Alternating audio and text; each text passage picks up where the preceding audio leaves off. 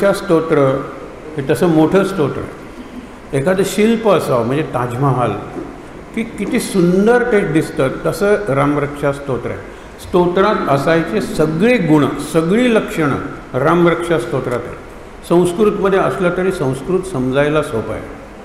त्याच्यात रामाचं चरित्र हे इतक्या सुंदर पद्धतीने सांगितलं आहे की एकाच वेळी ते बुधकौशिक ऋषी ज्यांनी ह्याची रचना केली आणि संस्कृत भाषा या दोघांचा गौरव करणारं आणि तेवढंच खरं चरित्र आहे. रामचरित्र, मूळ रामरक्षा, नंतरची मग फलश्रुती सांगितली आहे.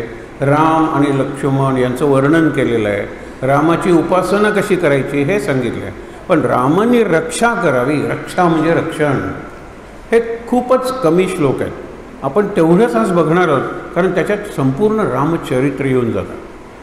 सुरुवातीला श्री गणेशायन आपण परंपरेनं म्हणतो, नंतर स्तोत्राच्या म्हणून एक 6-7 गोष्टी सांगाव्या लागतात.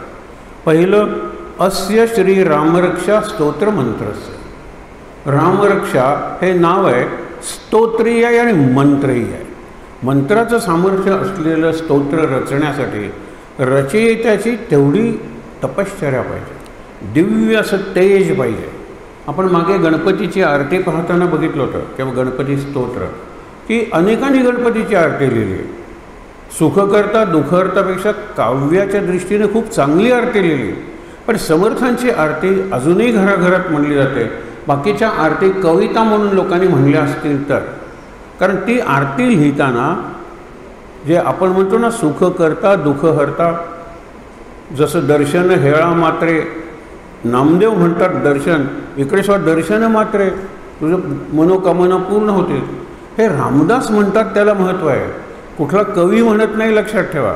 रामदास, तुकाराम, वाल्मिकी, व्यास यासारखे प्रतिभावंत म्हणजे बुद्धिमान ज्यावेळेला लिहितात त्यावेळेला जीवनाचा अनुभव त्याच्यामध्ये असतो, हे महत्त्वाचं आहे.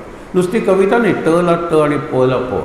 आपण मागे एक विचार बघितला होता, ज्यावेळेला तुकाराम म्हणतो आनंदाचे डोही आनंद तरंग, आनंदाचे अंग आनंदाचे, डोळ्यासमोर आणा बरं. डोह म्हणजे असा खोल भाग असतो, नदीचा सुद्धा खोल भाग, त्याला डोह म्हणतात. आनंदाचा डोह आहे. आता आनंदाच्या डोहाचा तळ आहे तो आनंदाचाच आहे. वरती असणारे तरंग आहेत तेही आनंदाचेच आहेत.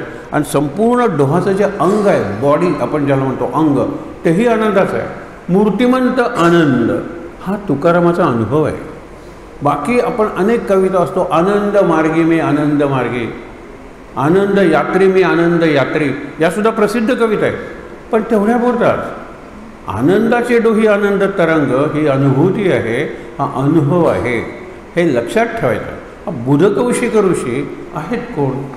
तर कुशिक त्याच्याच याच्यात जे विश्वामित्र आलेत आणि त्याच्याच वंशात पुढे बुध म्हणजे ज्ञानी, कौशिक. तर कुशिक ऋषींचं ज्यांनी शस्त्र निर्माण केली, अस्त्र निर्माण केली, शक्ती निर्माण केल्या आणि निरनिराळ्या विद्या, युद्धकले ज्याला मार्शल आर्ट आपण म्हणतो ना, युद्धाच्या अशा इतक्या गोष्टी तयार केल्या, ती परंपरा आहे.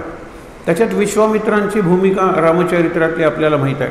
विश्वामित्र आपण वाचणार आहोत, ते सगळं चरित्र बघणार नाही आहे. विश्वामित्रांचं कार्य आहे ना, 3 महत्त्वाच्या गोष्टी केल्या. एक म्हणजे यज्ञाच्या रक्षणासाठी रामाला पुढच्या अवतार कार्यासाठी तयार केलं. वनवास वगैरे नंतर आहे.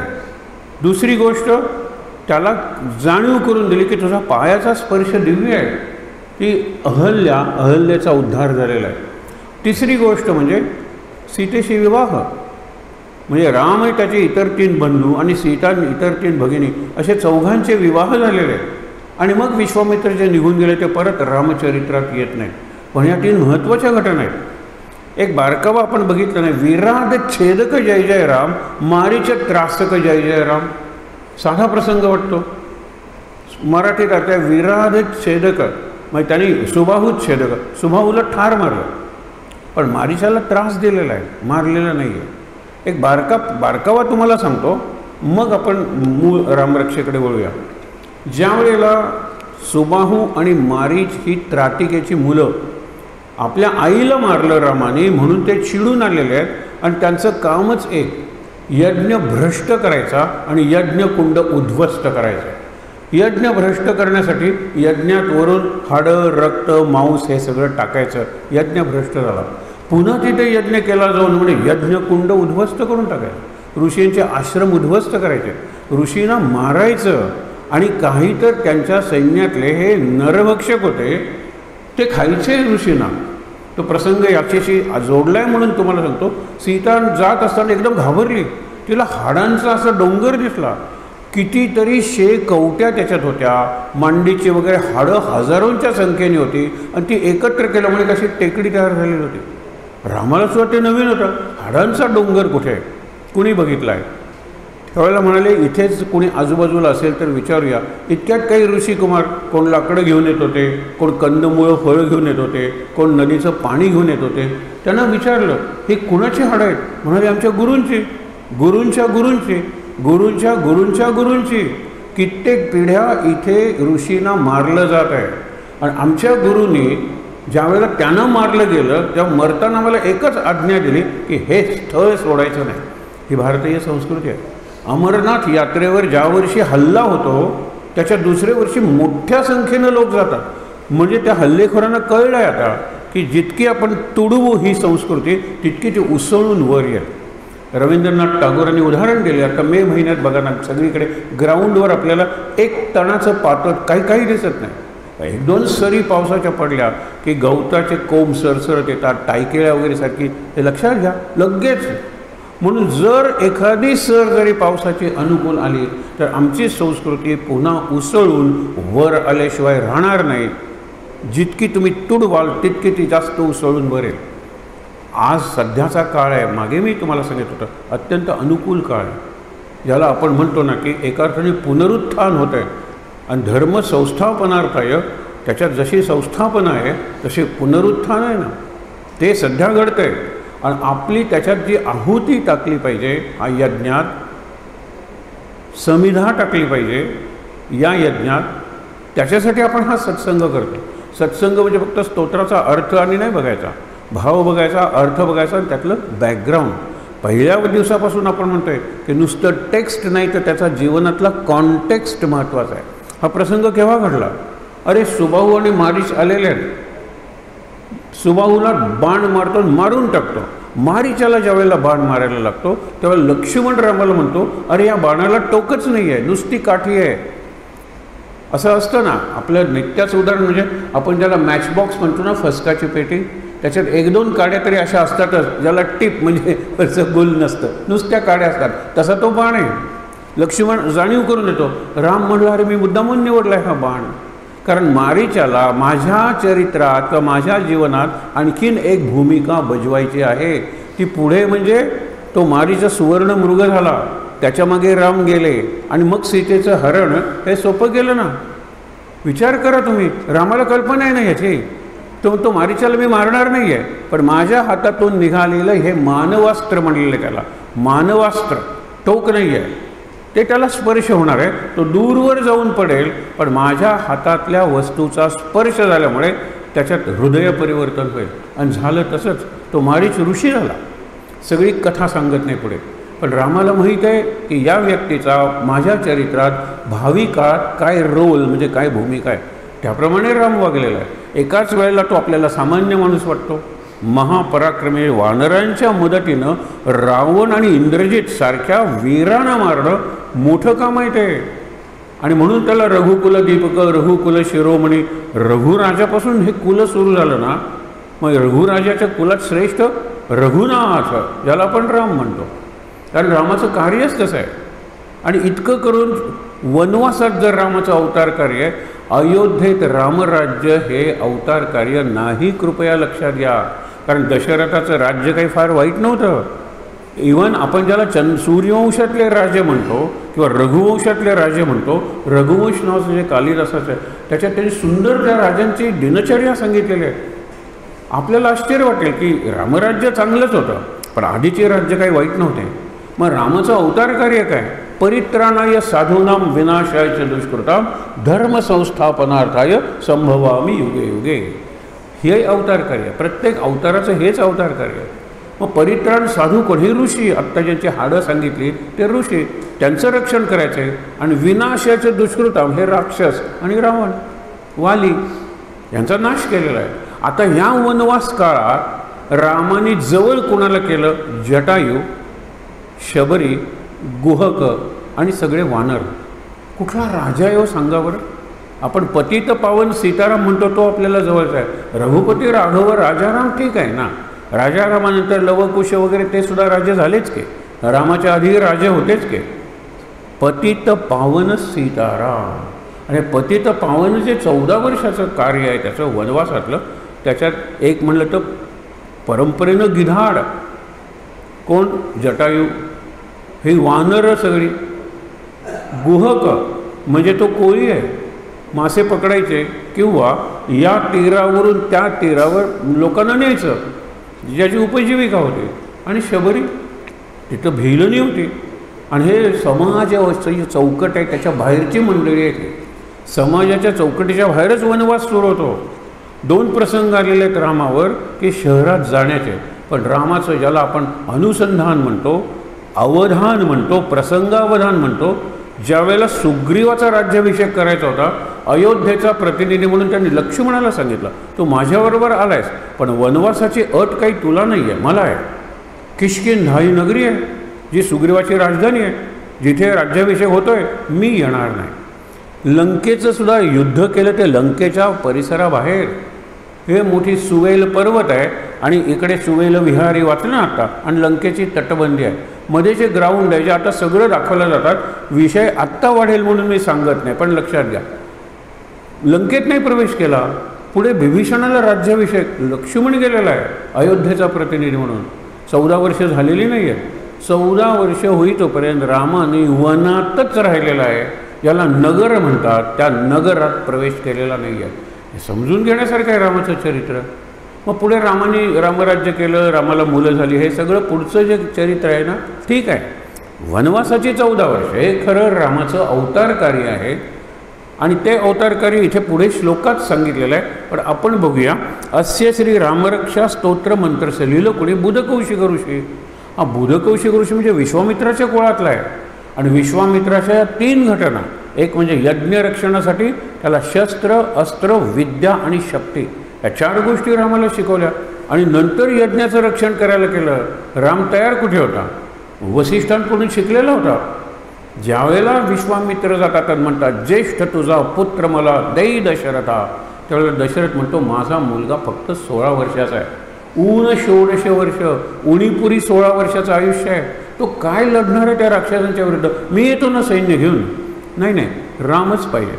आता लक्ष्मणाने हट्ट धरला म्हणून लक्ष्मण आहे, पण राम पाहिजे. रामाला तयार करण्याचं काम विश्वामित्राचं. पहिल्यांदा त्राटिकेला मारण्यासाठी रामाची मनोभूमिका तयार करावी लागली. राम हा इतका सज्जन आहे, इतका सुसंस्कृत आहे की स्त्रीला मारणार नाही. त्यावेळेला 3 गोष्टी सांगाव्या लागल्या विश्वामित्रांना की पूर्वी स्त्री जर दुष्ट शक्तीचं कार्य करत असेल तर तिला मारणं आवश्यक आहे.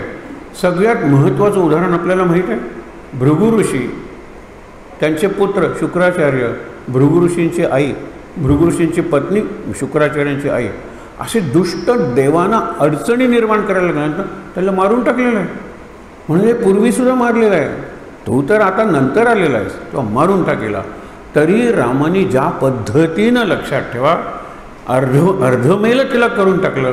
आपण ज्याला म्हणतो ना ट्रँग ऑफ द प्रत्यांचा, ही जी दोरी आहे ना, त्या दोरीचं फक्त ट्रँग हा आवाज मी ऐकतो, हे लक्षात ठेवा. अशा पद्धतीने वाल्मिकीने वर्णन केलेलं आहे. ज्यावेळेला तो म्हणतो मी बाण मारणार नाही, धनुष्याला दोरी ती प्रत्यांचा म्हणतात ती लावली आणि इतक्या जोरात टांगली. आणि राम अजानुभव आहे, म्हणजे त्याचे हात गुडघ्यापर्यंत सहज टेकतात.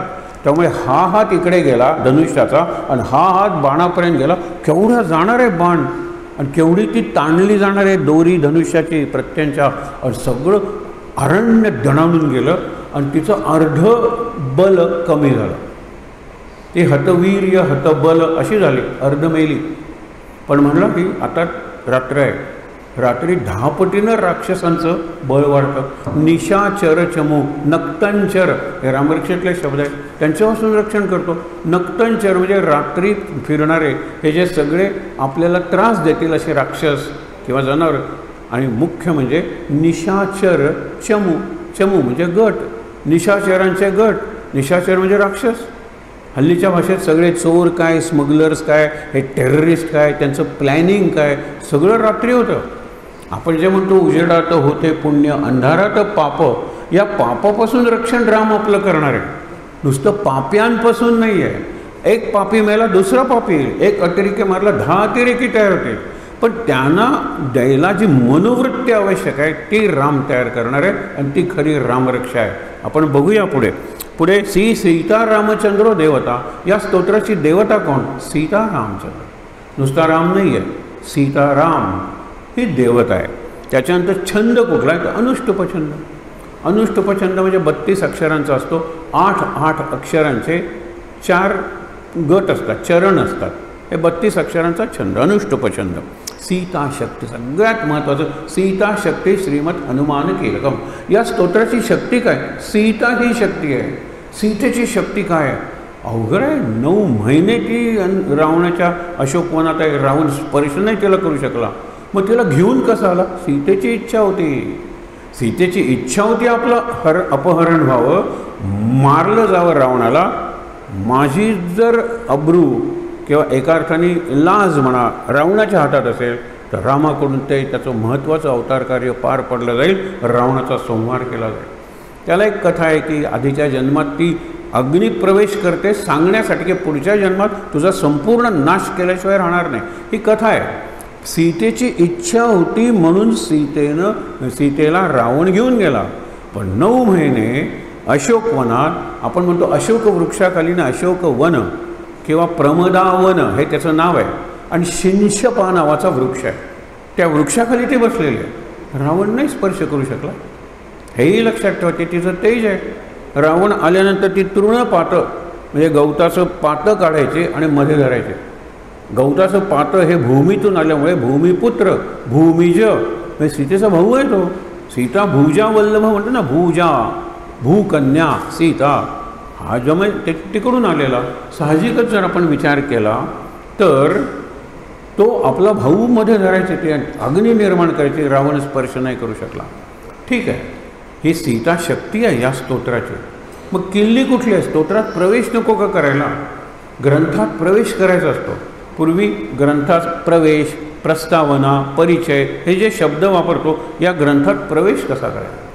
सुरुवातीलाच एखादी ओवी सांगतात. या ग्रंथाचा अभिप्राय काय? समर्थानं विचारलं दासबोधाबद्दल. एका ओवीत सगळ्या दासबोधाची, ज्याला सेंट्रल थीम म्हणतो, मध्यवर्ती कल्पना, अभिप्राय किंवा किल्ली काय? आम्हाला दासबोधात उतरायचं. किल्ली काय? भक्तीचे नियोगे देव, निश्चये पावती मानव, ऐसा आहे अभिप्राव इये ग्रंथी.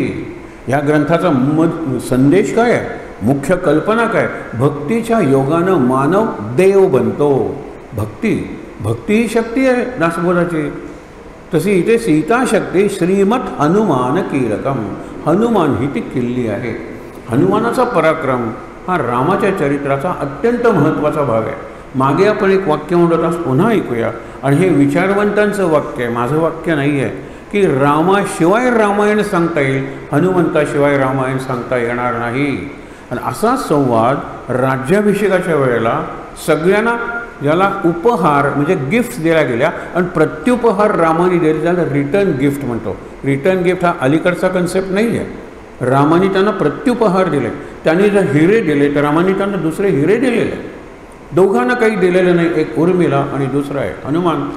सीतेच्या लक्षात येतं या दोघांना काही, ते म्हणाले त्यांनी पुढे येऊन जर काहीही मागितलं तरी मी द्यायला तयार आहे. उर्मिला ही सीतेची बहीण आहे, लक्ष्मणाची पत्नी आहे ती. आणि पुढे ज्या मांडवी आणि श्रुतकीर्ती अनुक्रमे भरत आणि शत्रुघ्नाच्या पत्नी आहेत ना, ते जनकाचा भाऊ कुशध्वज त्याच्या मुली आहेत, चुलत बहिणी आहेत त्या. पण सीतेची सख्खी बहीण एका अर्थाने कोण? उर्मिला. उर्मिलेला सीता पुढे बोलवते. बारीक बघा, कारण इथे ध्यानाचे 2 श्लोक आहेत, त्यावेळेला ही गोष्ट लक्षात ठेवा. काही माग ना, तुला आम्ही काहीच दिलं नाही. ती म्हणाली मी जर काही मागितलं तर सगळे लोक म्हणतील राज्याभिषेकाचा प्रसंग आहे, अत्यंत मंगल आणि यशाचा प्रसंग आहे, अशा वेळेला हिला हे भिकेचे डोहाळे का लागले, असंच मी मागणार आहे. ती म्हणाली काही नाही, तू माग. म्हणाले 14 वर्ष संपल्यानंतर अयोध्येत प्रवेश करण्यापूर्वी तुम्ही तिघांनी जी वल्कलं काढून ठेवली, वल्कलं म्हणजे झाडाच्या सालींची वस्त्र, ती मला पाहिजे. सगळ्यांना आश्चर्य वाटलं. ते म्हणाले अरे रघुकुल की रीती चली आई, प्राण जाय पर बचन न जाई. रघुकुलातले पुरुष निघाले आणि मागे कोणत्या वेळेला वल्कलं घालण्याचा प्रसंग येईल याची खात्री नाही आहे रघुकुलात, आणि त्यामुळे सतत वल्कलं डोळ्यासमोर राहावी. मी मुकुटही असेल, निरनिराळे सोन्याचे अलंकारही असतील, ते वैभव आहे, पण कोणत्या क्षणी वैभव जाईल. यौवराज्याभिषेक होता रामाला आणि सीतेला एका अर्थाने यौवराज्ञी होता. झालं काय, तो त्या क्षणापर्यंत बघा. हे का तुम्हाला सांगतो, आपल्या जीवनात इतके भयंकर प्रसंग घडत नाहीत. राम आणि कृष्ण यांच्या जीवनात, ज्ञानेश्वर आणि तुकाराम यांच्या जीवनात जे भयंकर प्रसंग घडलेले आहेत त्यापैकी आपल्याला काहीच नाही. आपण उगीच आपली दुःख कुरवळत बसतो आणि म्हणतो काही नाही, माझ्या इतका दुःखी कोणी नाही. हे दुःख बघा, सुमंत्र म्हणतात ये रामा, सीता नंतर येईल. राम उजवीकडे वळतो, तो म्हणतो यज्ञशाला इकडे, नाही माझ्या मागून ये. त्या क्षणापर्यंत रामाला माहीत नाही की आपल्याला वनवासात जावं लागणार आहे. तो उजवीकडे वळतो यज्ञशालेकडे. आता विधी चालू होईल, तो सीतेला सांगतो की आधी मला बोलवलेलं आहे, लवकरच तुझी पाळी, तू तयारीत राहा, हे विचार करा. आणि नंतर इकडे सगळं दशरथ परत परत मूर्छित होतोय आणि हिने सगळे अलंकार वगैरे काढून टाकलेत, केस वगैरे विस्कटलेले आहेत, काही नाही. तिथूनच राम वनवासाला गेला आहे, बारकावा लक्षात घ्या. त्यांनी सांगितलं नाही मी माझ्या आईचा निरोप घेतो. वडील तर समोरच होते आणि वडिलांनी सांगितलं अजूनपर्यंत मी राजा आहे ना, तर मी तुला आज्ञा करतो रामा, मला तुरुंगात टाक आणि तू राजा हो. ते म्हणाले अशी आज्ञा मी नाही पालन करणार. हे लक्षात घ्या, बारीक बारीक प्रसंग आहेत ते. जरावरच्या आवाजात राम 2-3 प्रसंगीच बोललेला आहे. त्याच्यात कैकेयी म्हणाली तुझे पिताश्री जर वचन पाळत नाही आहे तर तू काय पाळणार आहे. त्यावेळेला वरच्या आवाजात राम म्हणतो माते रामो द्विर नाभिभाषते, रामो द्विर नाभिसंधते. एकदा बोलला की राम शब्द परत घेत नाही आणि एकदा बाण मारला की तो लक्ष्यावर लागतोच लागतो. दुसरा बाण त्या टार्गेटवर रामाला मारावा लागत नाही. झरावरच्या आवाजात. आणि मग त्याला खात्री पटली. मग म्हणतो इथेच वल्कल आणायची सोय करा. आपली सगळी राजवस्त्र, त्यावेळेला फार अलंकार नव्हते कारण तो यज्ञासाठी निघाला होता, सगळी ती मागवली आणि वसिष्ठांचा पुत्र जो शक्ती त्याला दिले आणि शक्तीची जी पत्नी तिला सीतेने आपले सगळे अलंकार वगैरे दिले. गंमत बघा तुम्ही. परत गेला नाही कुठे सांगायला मी येतो माते निरोप घेतो, 14 वर्ष भेटणार नाही, काही नाही. तिथूनच इथेच वल्कलानं, इथून माझा वनवास म्हणतात ना, युअर टाईम बिगिन्स नाव.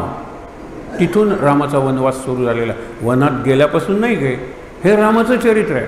म्हणून रामो विग्रहवान धर्म. विग्रहवान म्हणजे मूर्ती तुम्हाला धर्माची करायची आहे ना, रामाची मूर्ती करा.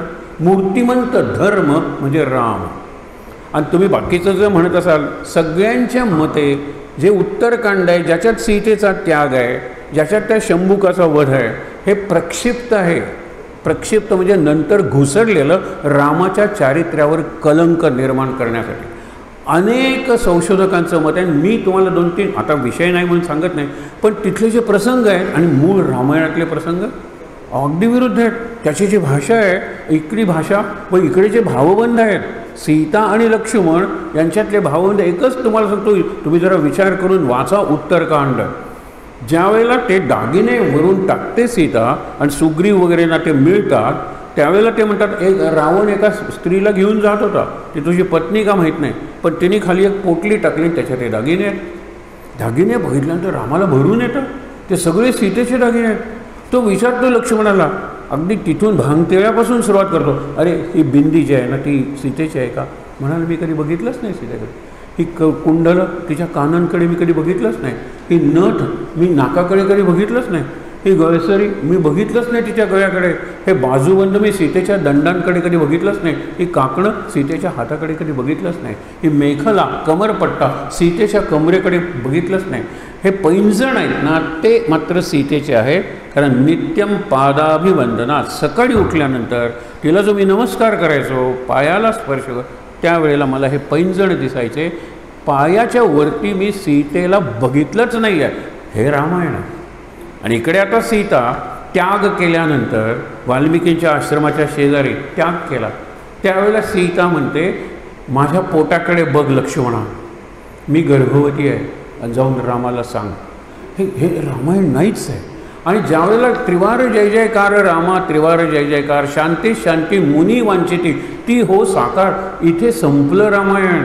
तिथे सगळी रामायणाची फलश्रुती सांगितलेली आहे. जो हे रामायण ऐकेल, जो हे रामायण वाचेल, जो हे रामायण लिहून काढेल, त्याला हे सगळं मिळेल. फलश्रुती सांगितल्यानंतर ग्रंथ संपला. हे उत्तरकांड आलं कुठून? उत्तरकांड. म्हणून हे जे रामाने सीतेचा त्याग केला, योग्य केलं का काय, तुम्ही वाचा, स्वतःचं चिंतन करा, ते रामायणाचा भाग म्हणून वाचा. पण हे जर तुम्ही बघितलं तर तो मूळ रामायणाचा भाग नाही आहे. काळाच्या ओघात नंतर घुसरलेले हे प्रसंग आहेत. रामचरित्र आपण जे वाचणार आहोत आणि रामाला प्रार्थना करून माझं रक्षण कर सांगणार आहोत. रामरक्षा, रक्षा म्हणजे रक्षण, आणि शिक्षा म्हणजे शिक्षण. मराठीतली शिक्षा म्हणजे पनिशमेंट नाही आहे. संस्कृतमध्ये, हिंदीत शिक्षा म्हणजे शिक्षण. आता काय होतं ते बघा ना. सीता शक्ती श्रीमद हनुमान कीलकम श्री रामचंद्र प्रीत्यर्थे जपे विनियोगा. आपण मराठीत प्रीत्यर्थ हे शब्द वापरतो. आमच्या आई आणि वडिलांच्या लग्नाला 25 वर्ष झाली, त्या प्रीत्यर्थ एक आम्ही गेट टुगेदर किंवा स्नेहसंमेलन, त्या प्रीत्यर्थ. मग रामचंद्र प्रीत्यर्थ, मग रामासाठी मी रामरक्षा वाचणार आहे असा अर्थच नाही. प्रीत्यर्थ 2 शब्द आहेत. रामचंद्राच्या प्रीती अर्थे म्हणजे प्रीतीसाठी हे स्तोत्र मी वाचतोय. रामचंद्र प्रीत्यर्थे नाही. रामचंद्राची प्रीती, भक्ती, प्रेम मिळावं, आशीर्वाद, कृपा मिळावी म्हणून हे स्तोत्र मी वाचतोय. आता इथून पुढचे जे आहेत ना ते श्लोक वाचणार आहोत. सुरुवातीचे हे ध्यानमंत्र आहे ना, तो अप्रतिम आहे. त्याच्यात काही काही गोष्टी आपल्याला ध्यानात उपयोग पडतात, पण एक गोष्ट आपल्या नजरेतून जाते किंवा लक्षात येत नाही. पुढचाही ध्यानमंत्रच आहे, तिथेही तीच गोष्ट सांगितलेली आहे. हे रामाचं चरित्र आहे. कारण रघुकुल की रीती चली आहे. केव्हा काय, आता सीतेचा त्याग, सीतेचं अग्नी, आणि आल्यानंतर सीता वाल्मिकी सांगतात की ही तुझी मुलं आहेत आणि ही सीता स्वीकार कर. त्यावेळेला सीता म्हणते मुलांचा स्वीकार कर, मी माझ्या आईकडे जाते, आणि म्हणून ती भूमिगत होते. काय रामाचं वैवाहिक जीवन आहे, विचार करा तुम्ही. वैवाहिक जीवन भोगलंय त्याने.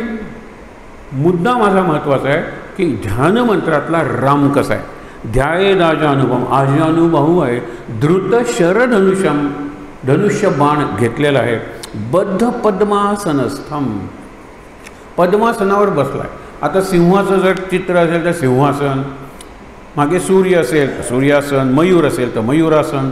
तसे पद्म म्हणजे कमळ, पद्मासन. 2 अर्थ आहेत त्याला. राम बसलाय ते खरं पद्मासन, अर्ध पद्मासन आहे. अर्धी मांडी घातलेली आहे, त्या मांडीवर वामांका रूढ सीता, एक पाय सोडलेला आहे. ते पद्मासनच आहे. पण हे पद्मासन शरीराचं हो. शरीराचं पद्मासन किती वेळ तुम्ही घालू शकता? तासभर, 2 तास, 4 तास नाही. पद्मासन हे मनाचं आहे. पद्म कशाचं प्रतीक आहे? अलिप्ततेचं प्रतीक आहे, निर्लेपतेचं प्रतीक आहे. आणि हे कमल आपलं राष्ट्रीय फूल आहे. आपले राष्ट्रीय जे अवॉर्ड्स आहेत, पद्मश्री, पद्मभूषण, पद्मविभूषण, त्याच्यात पद्मचा अर्थ काय?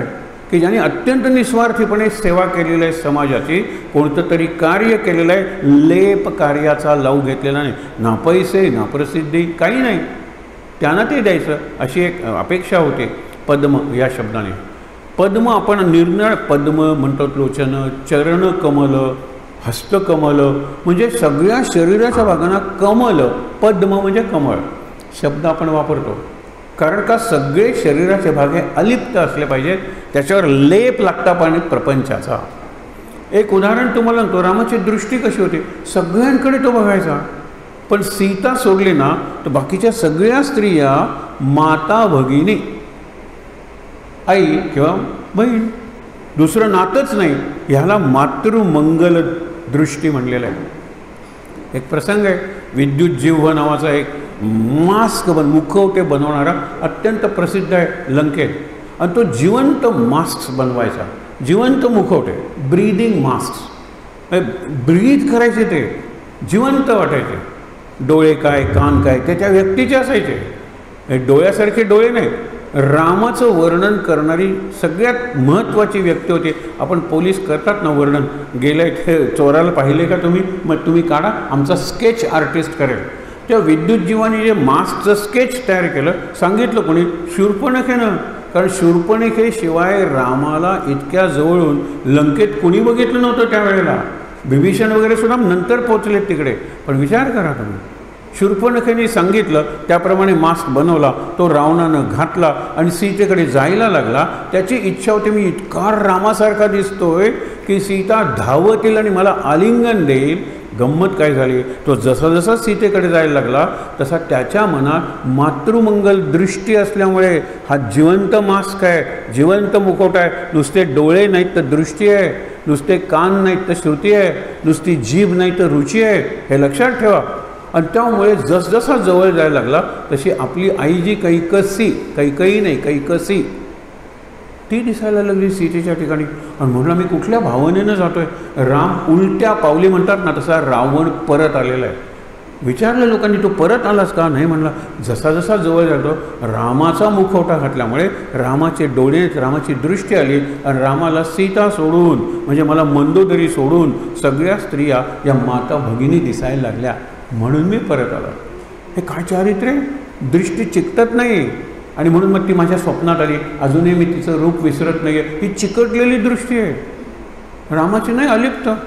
कारण पद्मलोचन, राजीवलोचन, राजीव म्हणजे कमळ, ही वर्णन आहे. सगळे अवयव असेच आहेत. आणि रामाचा रक्षा करताना ही महत्त्वाची अपेक्षा आहे, माझे अवयव तुझ्यासारखे पद्म, राजीव, सरोज किंवा सोपा शब्द कमळासारखे बनव. चिखलातून येतं, चिखलाचा एक अंशही नसतो कमळाच्या पाकळ्यांवर. कधी बघितलं आहे? पाण्यात ते असतात पानं, पाण्यातून वर काढली की पाण्याचा एक थेंब त्या पानाला चिकटत नाही. म्हणजे ज्या वातावरणातून मी माझ्या जीवनाचा विकास करतो, ते वातावरण कितीही करप्ट, कितीही भ्रष्ट, कितीही प्रदूषित, कितीही अशुद्ध असलं तर मी शुद्ध राहू शकतो. मी माझ्या जीवनाचा शुद्ध विकास करू शकतो. हे या ध्यान मंत्रातून सांगायचं आहे. बद्ध पद्मासन असतं, त्याच्या मनाचं पद्मासन अखंड असतं, कुठेही चिकटत राहत नाही. कुठली मेमरी, कुठलाही संघ, अटॅचमेंट नाही आहे रामाला. हे शिकायला पाहिजे. म्हणून बद्ध पद्मासन असतं. पुढे काय आहे? पीतो वासमे, पिवळे वस्त्र घातलेलं आहे, पितांबर आपण म्हणतो. नवकमलदल, निरनिराळी दागिने घातलेले आहेत. नवकमलदल स्पर्धिनेत्रम प्रसन्न. आत्ता तुम्हाला सांगतोय तर ते नेत्र कसे आहेत? नवीन ताजं फ्रेश म्हणतो ना, तसं कमळ उमललेलं आहे. त्या कमळासारखे रामाचे डोळे. नवकमलदल स्पर्धिनेत्रम, वामांकार रूढ सीता, डाव्या बाजूला सीता आहे. आता मला फार बरं वाटलं की सध्याची जी टेक्स्टबुक्स आहेत त्या टेक्स्टबुकमध्ये मी तुम्हाला मागे सांगितलं होता कन्सेप्ट, आत्ता फक्त उल्लेख करतो की स्त्री डाव्या बाजूला का? वामांगी रखुमाई दिसे दिव्य शोभा, वामांकार रूढ सीता, सगळीकडे डावीकडे सीता. आपण म्हणतो ना की पहिल्यांदा दक्षिणे लक्षणे असतं, वामे तू जनकात माझ्या. ही वाम, वामांग, वामांक, अंक म्हणजे मांडी, डावी मांडी सीता बसलेली आहे. वामांगे रखुमाई दिसे दिवश, अंग तिकडे. आणि आत्ता सांगितल्याप्रमाणे वाम दृष्टी, डावी बाजू आहे, तिथे स्त्री घेतलेली आहे. कारण का? की मेंदूचे दोन भाग आहेत, त्याला दोन हेमिस्फिअर्स म्हणतात किंवा दोन पार्ट्स, उजवीकडचा आणि डावीकडचा. उजवीकडे जी केंद्र आहेत ती स्त्रियां जास्तीत जास्त प्रबल त्या केंद्रात असतात. पेशन्स, परसिव्हरन्स, हे लक्षात ठेवा, परसिस्टन्स आणि भावना, वात्सल्य आणि क्षमावृत्ती, ह्याच्यात स्त्रिया पुरुषांपेक्षा जास्त आहेत. आणि म्हणून उजव्या बाजूच्या केंद्रातून निघालेल्या नर्व्स या डाव्या भागात जातात. आपल्याला नेहमी आढळतं उजव्या बाजूला ॲक्सिडेंट झाला की डावी साईड पॅरलाइज होते. का? कारण मेंदूच्या या दोन्ही भागातून आलेल्या नर्व्स, आपला जो मणका आहे, पहिला मणका ज्याला इंग्लिशमध्ये ॲटलस म्हणतात, तिथे त्या क्रॉस होतात. ही काय रचना आहे लक्षात ठेवा. खरंच उजव्या भागात गेली असती प्रश्न नाही, पण उजव्या भागातली केंद्र ही स्त्रियांची प्रबल केंद्र आहेत. तिथून आलेल्या डाव्या बाजूला जातात, म्हणून डाव्या बाजूला स्त्री. अर्ध नारी नटेश्वर, नटेश्वर म्हणजे शंकर आणि नारी म्हणजे शक्ती पार्वती, ती सुद्धा डाव्या बाजूला आहे. सगळ्या मूर्ती डाव्या बाजूला स्त्री दाखवलेली आहे. आता डाव्या बाजूला कुठली केंद्र आहेत? Mechanical thinking, mathematical thinking, political ambition, political discussion, ह्याच्यात पुरुष. त्यामुळे तिथून निघालेली उजव्या बाजूला येतात, उजव्या बाजूला पुरुष आणि डाव्या बाजूला स्त्री. ह्याच्यामागे विज्ञान आहे. त्यावेळेलाही सांगितलं होतं, आता सांगतो आणि पुढे जातो की या एकंदर रचनेवर आधारित एक संशोधन केलं गेलं अमेरिकेतल्या एका फिजिओलॉजिस्टने आणि त्याला त्या वर्षीचं नोबेल प्राईज मिळालं. ही गोष्ट सांगत नाही आहे. ज्यावेळेला प्राईज मिळालं त्यावेळेला तू कुणाला डेडिकेट करणार आहे? त्यांनी सांगितलं साऊथ इंडियामध्ये ज्या निरनिराळ्या मूर्ती आहेत की ज्या मूर्ती डाव्या बाजूला स्त्री आहे, तिथून मला जो एक प्रकारचं सुचतच नव्हतं, हे असं काय आहे, हे डावी बाजू उजवी बाजू काय आहे. भारतात आलो, दक्षिण भारतात गेलो, तिथे अशी कितीतरी आपण ज्याला म्हणतो अर्धनारीश्वर किंवा अर्धनारी नटेश्वर, दक्षिण भारतातली मंदिर आहेत जास्त. तिथे मला हे आपण म्हणतो ना की एक ब्रेक थ्रू मला पाहिजे होती, ती या मूर्तीशास्त्रात मला मिळाली. म्हणून मी लगेच हे घेऊन दक्षिण भारतात जाणार आहे आणि I will dedicate this Nobel prize to all those idols, त्या सगळ्या मूर्ती ज्या मूर्ती डाव्या बाजूला स्त्री आहे. वामांका रूढ सीता, मुखकमल मिलल लोचनम नीरदाभम, मुख अत्यंत एखादं कमळ उमलावं आणि नीरद म्हणजे जलद, नीरद म्हणजे ढग, नीर देणारे नीरद, ढगाचा जसा वर्ण आहे मेघश्याम तसा राम आहे. राम मेघश्याम आहे. पुढे काय सांगितलं? नाना अलंकार दीप्तम. हा पुढचा शब्द महत्त्वाचा आहे. नाना अलंकार घातलेले आहेत. अलंकार हे बरोबर, कारण राजा आहे, तो सिंहासनावर बसलेला आहे. डाव्या बाजूला सीता बसलेली आहे. त्यांनी पीतवस्त्र पितांबर घातलेलं आहे, सगळं घातलेलं आहे, परंतु मुकुट नाही आहे. हे लक्षात ठेवायचं. हा ध्यानमंत्र आहे. शेवटी काय म्हणतात? नाना अलंकार दहरत मुरुजटा मंडनम रामचंद्रम इथे ध्यानम. दहरत धारण केलेलं आहे, मुरुजटा म्हणजे जटाजूट, जटाजूट धारण केलेलं आहे. आणि त्या वडाच्या झाडाचा जो दीख असतो त्या दिखानी त्या घातलेल्या आहेत. कुणी घातलेल्या आहेत? तर ज्या वेळेला पहिल्यांदा तो दाशराज गुहक भेटतो त्यांनी घातलेले आहेत. म्हणाला तुला जायचंच आहे वनवासात, वल्कल वगैरे ठीक आहे, पण केस मी तुझे वळवतो. म्हणून वडाचा चीक किंवा दीख आणून ते केस कर. दधत मुरुजटा मंडनम रामचंद्रम. ध्यानमंत्रात रामाच्या डोक्यावर मुकुट नाही, बाकी सगळी राजलक्षणं आहेत, राजवैभव आहे. आपण सतत लक्षात ठेवलं की डोकं, इंग्लिशमध्ये म्हणतात ना, uneasy lies the head that wears the crown. ज्या डोक्यावर मुकुट असतो ते डोकं सतत अस्वस्थ असतं, कारण कुठल्या तरी राज्याची किंवा मोठ्या संस्थेची जबाबदारी असते, म्हणून तो मुकुट असतो. इथे जटाजूट हाच मुकुट आहे. शांत आहे मी, मला सत्ता जाण्याची भीतीच नाही आहे. ही वस्त्र वगैरे टाकली, वल्कल घातली की मी निघालो. हा राम आहे.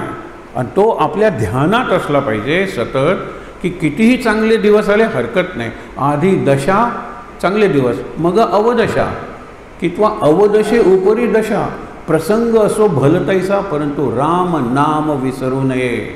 चांगली परिस्थिती आहे, वाईट परिस्थिती आली, त्या वाईट परिस्थिती आहे, चांगली परिस्थिती आली, राम नाम विसरू नका. कुठली दशा आणि अवदशा आली तरी नाम विसरू नका. हेच इथे सांगितलेलं आहे जरा निराळ्या पद्धती. दधत मुरुजटा मंडनम रामचंद्रम इथे ध्यान. पुढचा ध्यानमंत्र बघूया. चरितम रघुनाथस्य. आता सुरुवात केली चरित्राला. फारच थोडं आहे, क्रमाने चरित्र हे बुधकौशिक ऋषी, आणि ते सांगायला शब्द ही संस्कृत भाषा, म्हणून कॉम्प्लिमेंट आहे. एका अर्थाने अभिनंदन करायला पाहिजे बुधकौशिक ऋषी आणि संस्कृत भाषा. तुम्हाला लक्षात येईल मी काय म्हणतो ते. चरितम रघुनाथस्य शतकोटी प्रविस्तरम.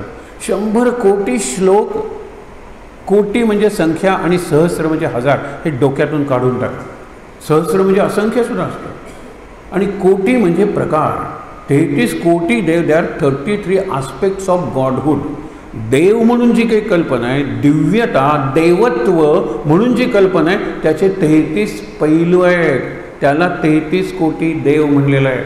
पैलू मी फक्त सांगतो आणि पुढे जातो. याच्यात संपूर्ण कॉस्मॉलॉजी म्हणजे सगळं विश्वशास्त्र येऊन जातो. सृष्टीच्या उगमापासून ते आजच्या AI आर्टिफिशियल इंटेलिजन्सपर्यंत सगळं ह्या 33 आस्पेक्ट्समध्ये येऊन जातं. मी फक्त तुम्हाला सांगतो.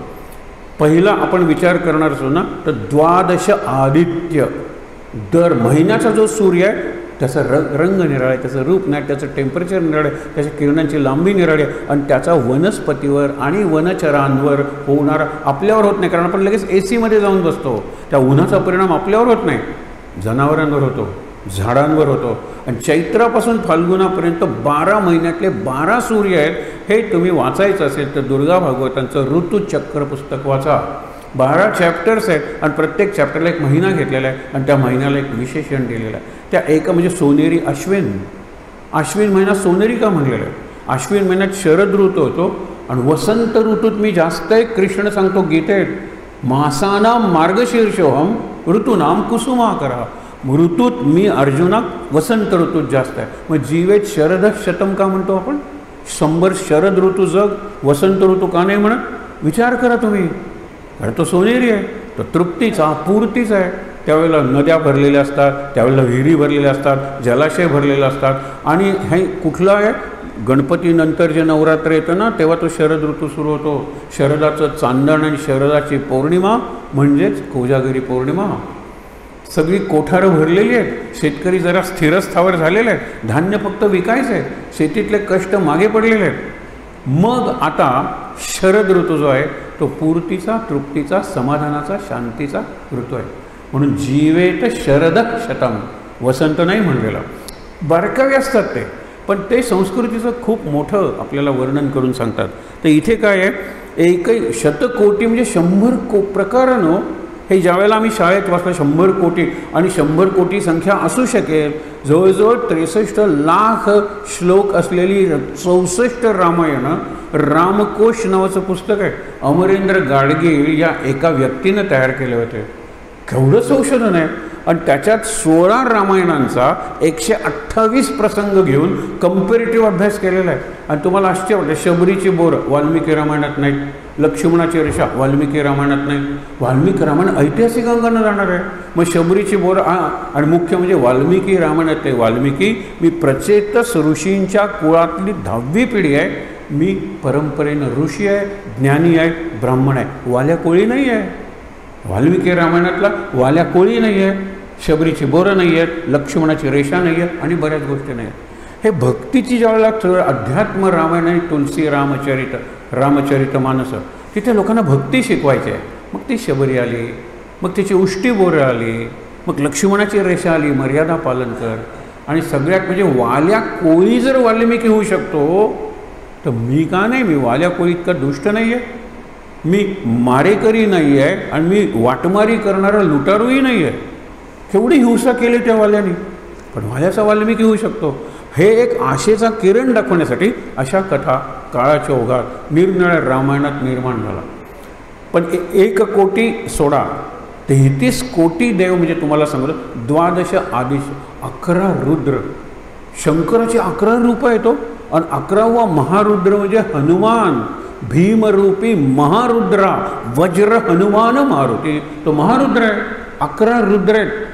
आणि रुद्र म्हणजे रडवणारी शक्ती आहे. रडणं त्यावरून रुद्र शब्द आला, रडवणारी शक्ती आहे. 11 का? माझी 10 इंद्रिय आणि 11वं मन.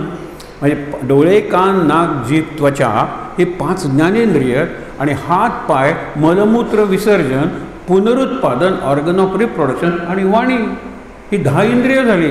कर्मेंद्रिय आणि ज्ञानेंद्रिय, 11वं मन. या सगळ्याला रडवणारी जी शक्ती आहे ती शंकर आहे. त्याला शरण जा म्हणून सांगितलेलं.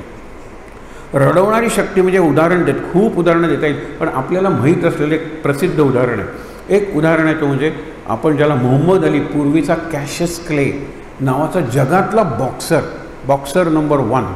आणि तो कविता करता करता, गाणं म्हणता म्हणता प्रतिस्पर्ध्याचा पराभव करायचा. हा इतका त्याच्या स्वतःचे बॉक्स म्हणजे मूठ, त्याच्यावर एवढा विश्वास होता. अगदी अलीकडे मेला. 2 ऑलिम्पिक्सच्या पूर्वीचं जे ऑलिम्पिक्स होतं, बहुतेक रशियात असेल, त्यावेळेला ऑलिम्पिक्सची ज्योत लावण्यासाठी ह्याला बोलवलं होतं. कारण हा नाही म्हटलं तरी स्पोर्ट्सच क्षेत्र आहे की बॉक्सिंगचा एका अर्थाने अनभिषिक्त सम्राट होता तो. मला सांगायचे रुद्र देवता काय करते, तुला तुझ्या बॉक्सचा जर अभिमान आहे, अहंकार आहे, गर्व आहे, तर बघ मी काय करतो ते. ज्या वेळेला ती एवढी मोठी ज्योत असते, कारण ऑलिम्पिक संपेपर्यंत ते पेटायचे असते, जवळ जरी नेलं तरी ते एकदम पेटते. पण ह्याच्या हाताला एवढा पार्किन्सन झालेला, त्याला ती ज्योत लावता येत नाही. दोघांनी 2 खेळाडूंनी हात धरले आणि नंतर त्यांनी ज्योत लावली. ही रुद्र देवता आहे. 11 जणांची 11 उदाहरणं सांगता येईल, तोच एक स्वतंत्र विषय बनेल. डोळ्यांचा अहंकार रडवलेला आहे, कानाचा अहंकार रडवलेला आहे. मी चुकत नसेल तर असे मोठे गायक आहेत, त्यांच्या जीवनात एक पिरियड असा येतो की त्यांना ऐकू येत नाही, ते बहिरे होतात. कारण माझी श्रुती फार चांगली आहे आणि म्हणून मी गाऊ शकतो. मग काही जण कान वगैरे असं धरून गातात. बहिरा झाल्यानंतर काय गाणार आहे? मलाच माझा सूर स्वर कळत नाही, मला म्हणजे ताल आलाप कळत नाही आहे, मी काय गाणार आहे? अहंकार आहे ना, रुद्राने रडवलेला आहे, कानच निकामी केलेला आहे. प्रत्येक इंद्रियाने ही उदाहरणं सांगता येतील नावं घेऊन. जाऊया आपण पुढे जाऊया. म्हणून काय सांगितलं, एकैकम अक्षरम, ते 33 कोटी किंवा 100 ग्रह, तुम्हाला 33 सांगत होतो. 12 आदित्य म्हणजे सूर्य, 11 रुद्र, 8 वसु. 8 दिशा आहेत ना, पूर्व पश्चिम उत्तर दक्षिण आग्नेय नैऋत्य वायव्य ईशान्य. या प्रत्येक दिशेचा एक वसू आहे, लक्षात ठेवा.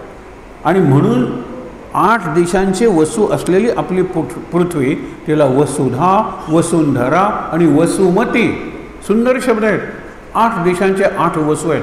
आणि या वसूंचा देव आहे तो वासुदेव आहे. वसुदेवाचा मुलगा म्हणजे वासुदेव नाही, नाहीतर बलरामसुद्धा वसुदेवाचा मुलगा आहे. वासुदेव, कृष्णाला वासुदेव ही पदवी किंवा पद मिळवायचं असं. जसं इंद्र पद आहे, इतके इंद्र होऊन गेलेले आहेत. राष्ट्रपती पद आहे, पंतप्रधान पद आहे, तसं वासुदेव हे पद आहे. तिघांना पाहिजे होतं, एक शिशुपाल, दुसरा पौंड्रक वासुदेव, जो वासुदेवाची नौटंकी नाटक करायचा, आणि स्वतः कृष्ण. दोघांना मारून टाकलं कृष्णाने, स्वतः मारलेला आहे आणि स्वतः वासुदेव जाहीर केलेला आहे. एकच वासुदेव, तो म्हणजे मी कृष्ण. आणि भीष्म कायम कृष्णाला वासुदेव म्हणत होते, कारण भीष्म हे 8वा वसू होते पूर्वीच्या जन्मात, शापित वसू, द्यू नावाचा. हे सगळं रामायण वगैरे महाभारत सगळं वाचण्यासारखं आहे, चिंतन करण्यासारखं आहे. हल्ली खूप चांगली पुस्तकं उपलब्ध आहेत, सगळ्या भाषेत उपलब्ध आहेत, बघा तुम्ही वाचून. म्हणून इथे काय झालं, किती झाले आपले? 12 आदित्य, 11 रुद्र, 8 वसू आणि उरले 2. हे अश्विनी कुमार, एक उजव्या नागपुडीतून जातो आणि एक डाव्या नागपुडीतून जातो. इडा, पिंगला आणि सुषुम्ना. सुषुम्ना ही आरोग्याची आहे. सुषुम्नेतून आपण म्हणतो प्रतिभा किंवा कुंडलिनी सरसरत वर जाते. पण इडा आणि पिंगला, एक आहे तनाची आणि दुसरी आहे मनाची. ह्या 2 नाड्या आहेत. या 2 नाड्यांचे अश्विनी कुमार हे वैद्य आहेत. देवांचा मुख्य वैद्य धन्वंतरी, जो अमृताचा कुंभ घेऊन आला. पण हे 2 बघा ना, उजव्या नागपुडीतून एक जातो आणि डाव्या नागपुडीतून जातो. आणि शरीराचं आणि मनाचं स्वास्थ्य, आरोग्य, ते कंप्लीट आरोग्य, त्याला हल्ली वेलनेस शब्द वापरतात. हल्ली हेल्थ शब्द वापरत नाहीत. Wellness, wellness pharmacy, wellness. Wellness म्हणजे feeling of wellbeing, feeling of welfare, कल्याणाची भावना. अरे मी अत्यंत आनंदात आहे, मी म्हणजे मूर्तिमंत समाधान आहे. तृप्ती म्हणजे माझं दुसरं नाव आहे, याला वेलनेस म्हणतात. इथे फक्त शरीराचं आरोग्य नाही पुरत. अरे कॅन्सर झाल्यानंतर सुद्धा मी इतका आनंदात असू शकतो. तुम्हाला मी 2 उदाहरणं सांगतो. एक सोपानदेव चौधरी, ते प्रोफेसर होते आणि त्यांची आई बहिणाई चौधरी, जिची आपण एकतरी आपल्याला माहीतच असतं. अरे संसार संसार जसा तवा चुल्यावर, आपल्याला माहीत आहे त्या बहिणांची. त्यांचे हे चिरंजीव, त्यांना ज्या वेळेला कॅन्सर झाला त्यावेळेला म्हणाले काय झालं, ब्लड कॅन्सर. नाही नाही नाही, तुझ्या ह्याच्यात नाव सांग, ल्युकेमिया म्हणाले. ल्युकेमिया म्हणजे काय? रक्ताचा कॅन्सर. हो म्हणाले. अरे जीवनानेच मला सांगितलं की आता विरक्त हो, कारण रक्तच तुझं गेले. किती आरक्त होणार आहेस जीवनावर, जीवनावर किती प्रेम करणार आहेस, किती भोग भोगणार आहेस, विरक्त हो, मला रक्ताच्या कॅन्सरने सांगितलं. आणि तिथे पहिल्यांदा वाक्य ऐकलं, कॅन्सर नो आन्सर. कॅन्सरला अजूनही आन्सर नाही आहे. लगेच म्हणाले की आयुष्यभर विद्यार्थ्यांच्या प्रश्नांची आन्सर्स देता देता थकलो, आता आयुष्यानेच एक प्रश्न मला विचारला, कॅन्सर नो आन्सर. बघा ॲटिट्यूड. तो डॉक्टर मित्र बघायला लागला, अरे तुला कॅन्सर झाला आहे, तुला ल्युकेमिया ब्लड कॅन्सर झाला आहे आणि तू त्याच्यावर ही कोटी करतोस. सगळ्यात शेवटी पु ल देशपांडे, दमा मेरा झरे, विनोदी लेखक त्यांना भेटायला गेले. अस्थिपंजर झाले होते अगदी, फक्त स्किन ओव्हर बोन्स म्हणतात. अस्थिपंजर म्हणजे हाडांचा पिंजऱ्यांवर कातडं. ते गेल्यानंतर पु ल म्हणाले, मला काय बोलावं सुचेना आयुष्यात, पहिल्यांदा काय बोलू. त्यावेळेला तेच क्षीण आवाजात हसत म्हणाले, आता तरी मान्य कर ना, मी हाडांचा शिक्षक होतो. हाडाचा शिक्षक म्हणतो ना आपण, म्हणजे पूर्णपणे मी शिक्षक होतो, हाडाचा शिक्षक, आता तरी मान्य कर. मृत्यूशय्येवर स्वतः हसत होता. हे जमलं पाहिजे. म्हणून तुम्हाला सांगतो वेलनेस ही फिलिंग आहे. ज्यावेळेला गडी माडगुळकरांना कळलं आपल्याला कॅन्सर झालेलं आणि आपण आता काही महिन्यात मरणार आहोत, त्यावेळेला त्यांनी एक गद्य लिहिलं, मंतरलेले दिवस आणि असे काही लेख. हे गदी माडगुळकरांनी लिहिलेलं गद्य म्हणजे प्रोज, कविता नाही, इतकं सकस आहे. अरे वाचता वाचता येतो. मृत्यू ये, तुला निमंत्रण, तुला आमंत्रण, तुला आवाहन, तुला आव्हान. काय भाषा आहे ही? मराठी आहे. तुला मी निमंत्रण देतो दुसऱ्याबरोबर पाठवलेलं, आणि मी स्वतः येऊन तुला अक्षतान सुपारीतून आमंत्रण देतो, तुला आवाहन करतो, ये रे, आव्हान देतो, चॅलेंज. मी तुला 3 ऑप्शन्स देतो. तुला माझ्याशी हस्तांदोलन करायचं आहे, हे मृत्यू, you want to shake hands with me, I am ready. You want to embrace me, तुला आलिंगन द्यायचं आहे, आय एम रेडी. आणि तुला चुंबन द्यायचं आहे, मी रेडीत आहे. आलिंगन, चुंबन और हस्तांदोलन, हे मृत्यू 3 ऑप्शन्स दिले, कुठलाही स्वीकार, मी तयार आहे. ही पॉझिटिव्ह थिंकिंग आहे, हे पॉझिटिव्ह लिव्हिंग आहे, आणि ही पॉझिटिव्ह एनर्जी आहे. याला वेलनेस शब्द आहे. आणि ते शेवटचे जे 2 देव आहेत, अश्विनी कुमार, हे याचं प्रतीक आहे. नुसतं शरीराचं आरोग्य नाही, मनाचं आरोग्य, जे आता जास्त जास्त धोक्यात यायला लागलेलं आहे. मनाचं आरोग्य हे सांभाळलं पाहिजे. म्हणून 12 आदित्य, 11 रुद्र, 8 पुनर्वसू म्हणजे वसू, आणि 2 हे अश्विनी कुमार, 33 झाले. ही कल्पना मुद्दामून जरा विस्ताराने सांगितली, कारण आपल्यावर इतके आरोप केलेत आपल्या धर्मावर, आणि आपण टोटली इग्नरंट आहोत. आपल्याला काही माहीतच नाही. दुसऱ्यांनी साधा विचारला, हे कसला elephant headed and monkey tail dog, monkey faced. Elephant headed, डोकं एलिफंटचा हा गणपती, मंकी फेस्ड हा मारुती, ह्याला पुढे सोंड, त्याला मागे शेपूट. आपल्याला उत्तरच नाही आहे. आता ही उत्तरं द्यायला लागलेली आहेत, पुस्तकं लिहायला लागलेली आहेत, आणि 1-1 मिनिटाचे जे शॉर्ट्स किंवा रील्स असतात यूट्यूबवर वगैरे, त्याच्यात किती सुंदर माहिती दिली जाते. तुम्ही प्रश्न विचारा, 15 दिवसात तुम्हाला प्रश्नाचं उत्तर मिळेल. ही गुगलवर वगैरे विचारा प्रश्न, हे काय आहे, याचा अर्थ काय आहे. सिम्बॉलिझम, आणि Hinduism is a symbolic religion और वे ऑफ लाईफ. सिम्बॉलिक, प्रत्येक गोष्ट प्रतिकात्मक आहे. पुढे जाऊया आपण.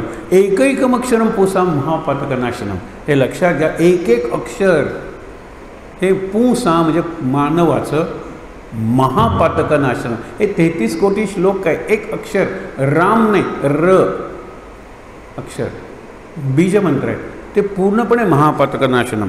पुढे बघा, ध्यात्वा नीलोत्पल श्यामम, हे ध्यानमंत्र.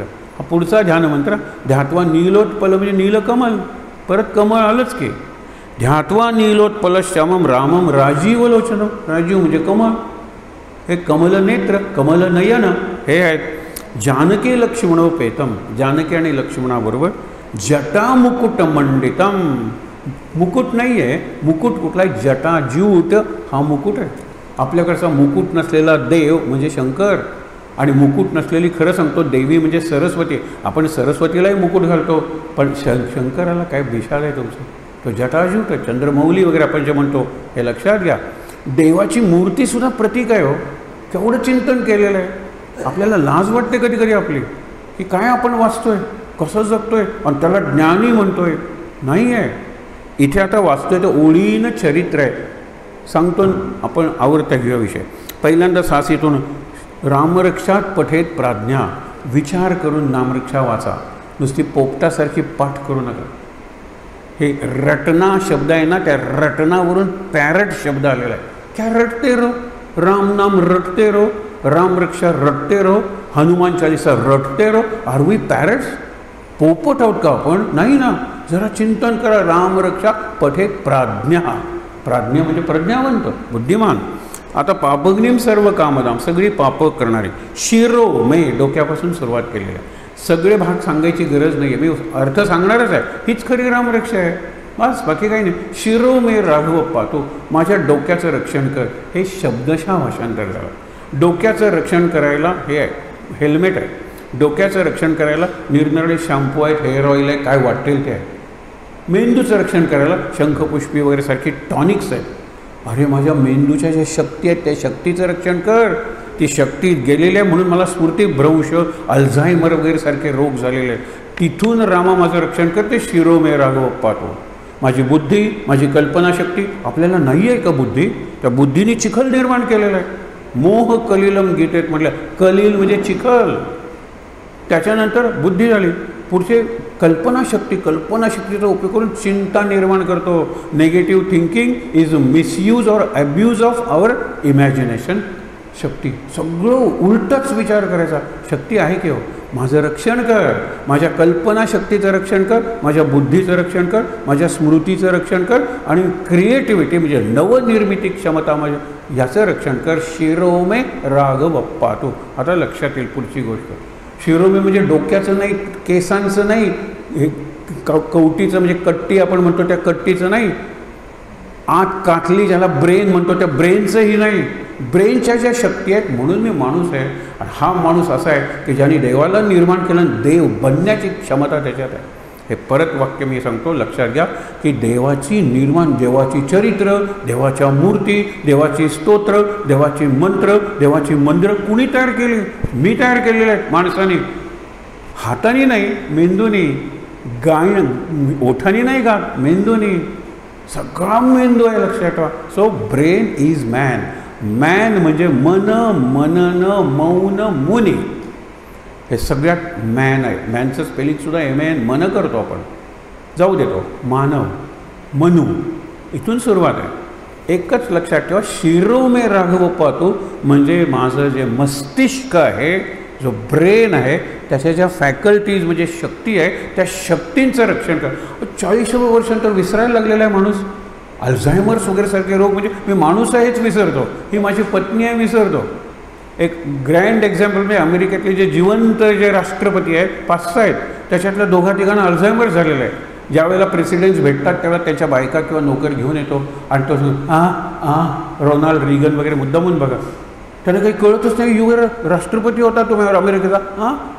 अरे माणूस आहे मी जिवंत आहे हेही ज्यांना माहीत नाही आहे, इतकी अल्झायमर्सची शेवटची पायरी आहे. तिथे माझं रक्षण कर रामा. शिरोमे राघव पातू. भालम दशरथात म्हणजे भाल कपाळ. कपाळ म्हणजे एका अर्थाने माझं भविष्य, माय करिअर, माय फ्युचर, माय अचिव्हमेंट्स. हे कपाळ आहे. ललाट म्हणतो आपण, ललाट. रक्षण कर. कपाळावर लेख लिहितात आणि त्या लेखाप्रमाणे करतो. कधी ब्रह्मा लिहितो. षष्टीला 6व्या दिवशी सटवाई ती सटी येते आणि ती लिहिते. ह्याच्या कल्पने कपाळावर का? कारण कपाळावर लिहिलेलं मी वाचू शकत नाही. आपण आता ॲम्ब्युलन्स उलटं लिहितो आणि समोरच्याला आरशात उलटं दिसतं, असं काही नाही आहे. ब्रह्माची लिपी आहे ती काही स्क्रिप्ट नाही आहे अक्षरांची, ती प्रसंगांची लिपी आहे. ती मला काय वाचता येणार आहे? पण गरज काय वाचायचे? शिरोमे राघव पातू भालम दशरथात माझ्या. पहिल्यांदा राघव कुळ झालं, रघु. आता दशरथात माझ्या. चरित्र सुरू झालं रामाचं आणि शरीराचे भाग सुरू झाले. डोक्यापासून सुरुवात केलेलं शिर, आता भाल दशरथाचा मुलगा. कौसल्ययू दृश्य पाहतो. डोळे आले. कौसल्याला राम कसा झाला हे आपल्याला माहीत आहे. किती वर्षांनी झाला माहीत आहे. गीतरामायणातलं ते आठवा की आकाशात इतके तारे जन्मतात. आकाशापेक्षा का आम्ही म्हातारे आहोत? आम्हाला मूल होत नाही. उगा का काळीज माझे उले पाहुनी वेलीवरची फुले. ते गाणं आहे ना गीतरामायणात. मी गोठ्यात जाऊ शकत नाही कारण गाईचं वासरू दूध पिते, मला सहन होत नाही. मी झाडाकडे पाहू शकत नाही. घरट्यात चिमणी आपल्या पिलांना भरवते, मी पाहू शकत नाही. मी काहीच पाहू शकत नाही आहे. आणि शेवटी गगन आमच्यापेक्षा तरुण आहे म्हणून एवढी बालकं, एवढे तारे जन्मतात. हा तिचं व्यथा आहे. हे लक्षात ठेवा. कंस म्हणून झाल्यानंतर राम सावळा ग रामचंद्र. पुढचं गाणं आहे. डोळ्याआड नको राम व्हायला. दृश्य सतत माझ्या डोळ्यासमोर राम दिसला पाहिजे.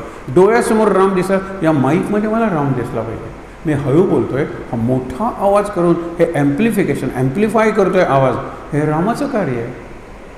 हे सगळीकडे मला राम दिसणं म्हणजे सगळ्यांच्यात राम दिसणं. दृश्य पाहतो. माझ्या दृष्टीचं रक्षण, डोळ्यांचं नाही. डोळ्यांचं रक्षण करणारे डोळ्यांचे डॉक्टर्स आहेत, निरनिराळी लेन्सेस आहेत, लेझर वगैरे सारखी सर्जरी आहे. डोळ्यांचं रक्षण नाही आहे रामाकर. माझ्या दृष्टीचं रक्षण कर. ही दृष्टी आत्ता जी सांगितलं ना, नुसता रामाचा मुखवटा घातल्यानंतर रावणाला सीतेच्या ठिकाणी आपली आई दिसायला लागली. ही दृष्टी आहे. माझ्या दृष्टीचं, दृष्टी मंगल ठेव. दृष्टी आपण म्हणतो ना अनअटॅच्ड, डिटॅच ठेव. कुठेही गुंतून पडणार नाही मी. हे रामाकर. दुसरी गोष्ट विश्वामित्र प्रिय श्रुती. विश्वामित्र रामाला राम इतका गोड म्हणायचे. उत्तिष्ठ नर शार्दूल. या श्लोकाने तिरुपती आणि इतर विष्णू मंदिरात भूपाळी सकाळची सुरू होते. बालाजीला उठवल उत्तिष्ठ नरशार्दूल, हे कोणाचा श्लोक आहे? विश्वामित्रांचा. जागिये रघुनाथ कुंवर पंछी बन बोले. आता पंछी आलेले आहे, सूर्य उगवलेला आहे, तेव्हा सूर्यवंशातल्या रामा उठा ना आता. इतके गोड विश्वामित्र बोलायचे. विश्वामित्र प्रिय श्रुती. श्रुती म्हणजे कानांचं रक्षण नाही, त्याच्यासाठी ENT वगैरे डॉक्टर्स आहेत. माझ्या श्रुतीचं रक्षण कर. ऐकू येत नाही आपल्याला नीट स्वर, आपल्याला सारे गम आपण विसरलेलो आहोत, पण इतकं सतत ऐकायचं, ज्याला आघात म्हणतात, अटॅक म्हणजे हल्ला म्हणतात, ऑनस्लॉट. कानावर किती हो हे ऑडिओ व्हिज्युअल. परत सांगतो, ऑडिओ व्हिज्युअल म्हणजे 95% ऑफ आवर एक्सपिरियन्सेस. आपण 100 एक्सपिरियन्सेस घेतो, त्यातले 95 डोळ्यातून आणि कानातून येतात. आणि डोळे आणि कान याला जवळ असलेला भाग म्हणजे मेंदू. आणि आज ऑडिओ व्हिज्युअल म्हणजे मोबाईल, मोबाईलचा स्क्रीन. ऐका, कानाला लावा, स्क्रीनवर बघा. अरे मेंदू आपला आजारी पडलेला आहे. पण तुमचा, माझा, आपला, आपल्या सर्वांचा मेंदू आजारी पडल्यामुळे आपण प्रत्येकजण रिलेटिव्हली हेल्दी वाटतो, पण वी आर गेटिंग डलिंग इफेक्ट याला म्हणलेलं आहे. आणि किती जवळ धरतो मेंदू, किती जवळ आहे हो. आणि म्हणून डोळ्यांचं रक्षण कर, कानांचं रक्षण कर. घ्राणम पातून मखत राहता. मख म्हणजे यज्ञ, यज्ञाचा धूम. काय यज्ञाचा धूम आल्यावर हनुमंताला आश्चर्य वाटतं. रावणाच्या लंकेच्या मध्यभागी पहाटेच्या वेळेला कोण यज्ञ करतो आहे? आणि यज्ञातून ते धूम, कारण यज्ञात सगळं ऑफर केलं ते ऑर्गॅनिक आहे, धूम्र नाही आहे. धूम्र म्हणजे स्मोक, यज्ञातून निघतो त्याला स्मोक म्हणत नाहीत. हा यज्ञीय धूम आहे. मखत राहता. जिकडे जाईन तिकडे मला सुगंध येऊ दे. दुर्गंध येणारच नाही, ज्ञानेश्वरांचं वाक्य आहे. त्यांनी फार चांगलं सांगितलं. मी माझ्या प्रत्येक इंद्रियाला फिल्टर लावलेलं आहे. मला दुर्गंध नाही, नाकातून फक्त सुगंधच जातो. मला कानातून शिवी वगैरे कठोर शब्द ऐकूच येतात, अमृताचे बोल माझ्या कानातून जातात. डोळ्याला फिल्टर लावलेलं आहे. मला जीवन वाईट कुरूप काही दिसतच नाही. सगळंच मला सत्यम शिवम सुंदरम सुभद्र सुंदर दिसतं. विचार करा. आणि हे कसं जमणार आहे? तुम्ही रामनाम घ्या. रामनाम घेत बघा, रामनाम घेत ऐका, रामनाम घेत जेवा, रामनाम घेत श्वास घ्या. हीच रामरक्षा आहे. सगळ्या इंद्रियांचं रक्षण राम करेल. पुढे बघा, मुखम सौमित्र्य वत्सला. काय सुंदर आहे. सौमित्र्य म्हणजे सुमित्रेचा मुलगा लक्ष्मण. लक्ष्मणावर रामाने जेवढं प्रेम केलं ना, तेवढं कुणावरही केलं नाही. पण लक्ष्मणा, तुझ्यापेक्षा माझा श्रेष्ठ भाऊ भरत आहे, आणि भरतासारखाच हनुमान आहे. हे हनुमान चालीसातल्या प्रसिद्ध चौपाई आहे ना. आणि रामाने अनेकदा म्हणलेलं आहे, लक्ष्मण असताना तो सांगतो भरतासारखा माझा दुसरा भाऊ नाही. ते निराळं लक्ष्मण म्हणजे अक्षरशः सावलीसारखा आहे. आणि रामायणाचा शेवट कसा होतो, रामजीवनाचा अंत कसा होतो, सगळं सांगत बसत नाही. तो काळ पुरुष येतो आणि म्हणतो, तू आणि मी रामा बोलायचं आहे मला तुझ्याशी. अवतार कार्य संपलेलं आहे, आता चला साकेत धाम किंवा वैकुंठाला. विष्णू आहात ना तुम्ही, चला. तू आणि मी बोलत असताना जो कोणी आत येईल त्याला देहांत शासन. इकडे काय योजना आहे बघा. ही सगळी नियती म्हणतात त्याला. कोण येतात? दुर्वास येतात. आत्ताच्या आत्ता मला रामाला भेटायचं आहे. लक्ष्मण म्हणतो, आत्ता ते एकांतात आहे, काळ पुरुष आलेले आहेत, तेही ऋषीच आहेत तुमच्या. नाही नाही, आत्ताच्या आत्ता तू जाऊन आज सांग, नाहीतर मी अयोध्यात जळून शकतो. दुर्वासांचा राग तो अयोध्या खरंच जळून टाकतील. लक्ष्मण म्हणतो, आत मी गेलो तर एकटा मी मारेन, कारण मला देहांत शासन, त्यांच्या एकांताचा भंग केला म्हणून. पण हे अयोध्या जाळतील. तो म्हणतो ऋषीवर येतोच. तो आत जातो, त्यावेळेला काळपुरुष आणि राम त्यांचा संवाद संपवून बाहेर येत असतात. तर त्याच्या एकांताचा भंग केलेला नाही, तरीसुद्धा काळपुरुष रामाकडे सूचक नजरेनं बघतो. लक्ष्मण आलेला आहे, तेव्हा लक्ष्मणाला देहांत प्रायश्चित्त. राम हादरून जातो. मग ते दुर्वासांचं वगैरे काम होतं. आणि दुसरे दिवशी देहांत प्रायश्चित्ताची अनेक पद्धती आहेत. त्यातली एक पद्धत, प्रतिष्ठित लोकांना जमवायचं, दरबारात मध्ये उभा करायचा आणि त्याला सांगायचं, या सगळ्या लोकांच्या साक्षीनं हे लक्ष्मणा, मी तुझा त्याग करतो, त्याग करतो, त्याग करतो. हे तलाक आहे ना, त्याची ही पण भद्रावृत्ती आहे, त्याग करतो. लक्ष्मणांनी सगळ्यांना नमस्कार केला. तो शरीर नदीत गेला आणि जात राहिला, कारण त्यांना पोहता येत होतं. शरीरनदीला नमस्कार केला, हात जोडून जात राहिला, जात राहिला, जात राहिला, मध्यावर आला आणि असे एक आलई करंट प्रवाह आला आणि तो वाहून गेला. लक्ष्मण गेल्यानंतर राम म्हणतो, माझा बाहेरचा प्राण गेला आहे, बहिश्चर प्राण लक्ष्मण. आतले पंचप्राण कासवीस व्हायला लागलेले आहेत. आणि मग राम, भरत, शत्रुघ्न, लक्ष्मण आधीच गेलेला आहे, त्यांच्या पत्नी, माता जिवंत आहेत आणि काही महत्त्वाचे ऋषी, या सगळ्यांनी आत्मविसर्जन केलं आहे शरयू नदीत आणि रामायण संपलेलं आहे. हे लक्ष्मण आहे, सौमित्री वत्सला, इतकं प्रेम आहे रामाचं लक्ष्मणावर. मुखम सौमित्री वत्सला. राम आणि लक्ष्मणात काय संवाद होत असतील, राम किती प्रेमानं बोलत असेल, हे लक्षात ठेवा. माझ्या तोंडून तसे बोल बाहेर पडले पाहिजेत. नंतर जिव्हान विद्यानिधी पाहतो. विद्यानिधी, राम विद्येचा निधी. और रामामुळेच ते राम आणि वसिष्ठ यांच्यातला संवाद आहे. योग वासिष्ठ म्हणून मोठा ग्रंथ तयार झालेला आहे. रामाने प्रश्न विचार, आणि इंटेलिजंट प्रश्न असतील ना तर मोर इंटेलिजंट उत्तर येतात त्यातून. रामाचे प्रश्नच तसे आहेत. सृष्टीबद्दलचे सगळे प्रश्न विचारले.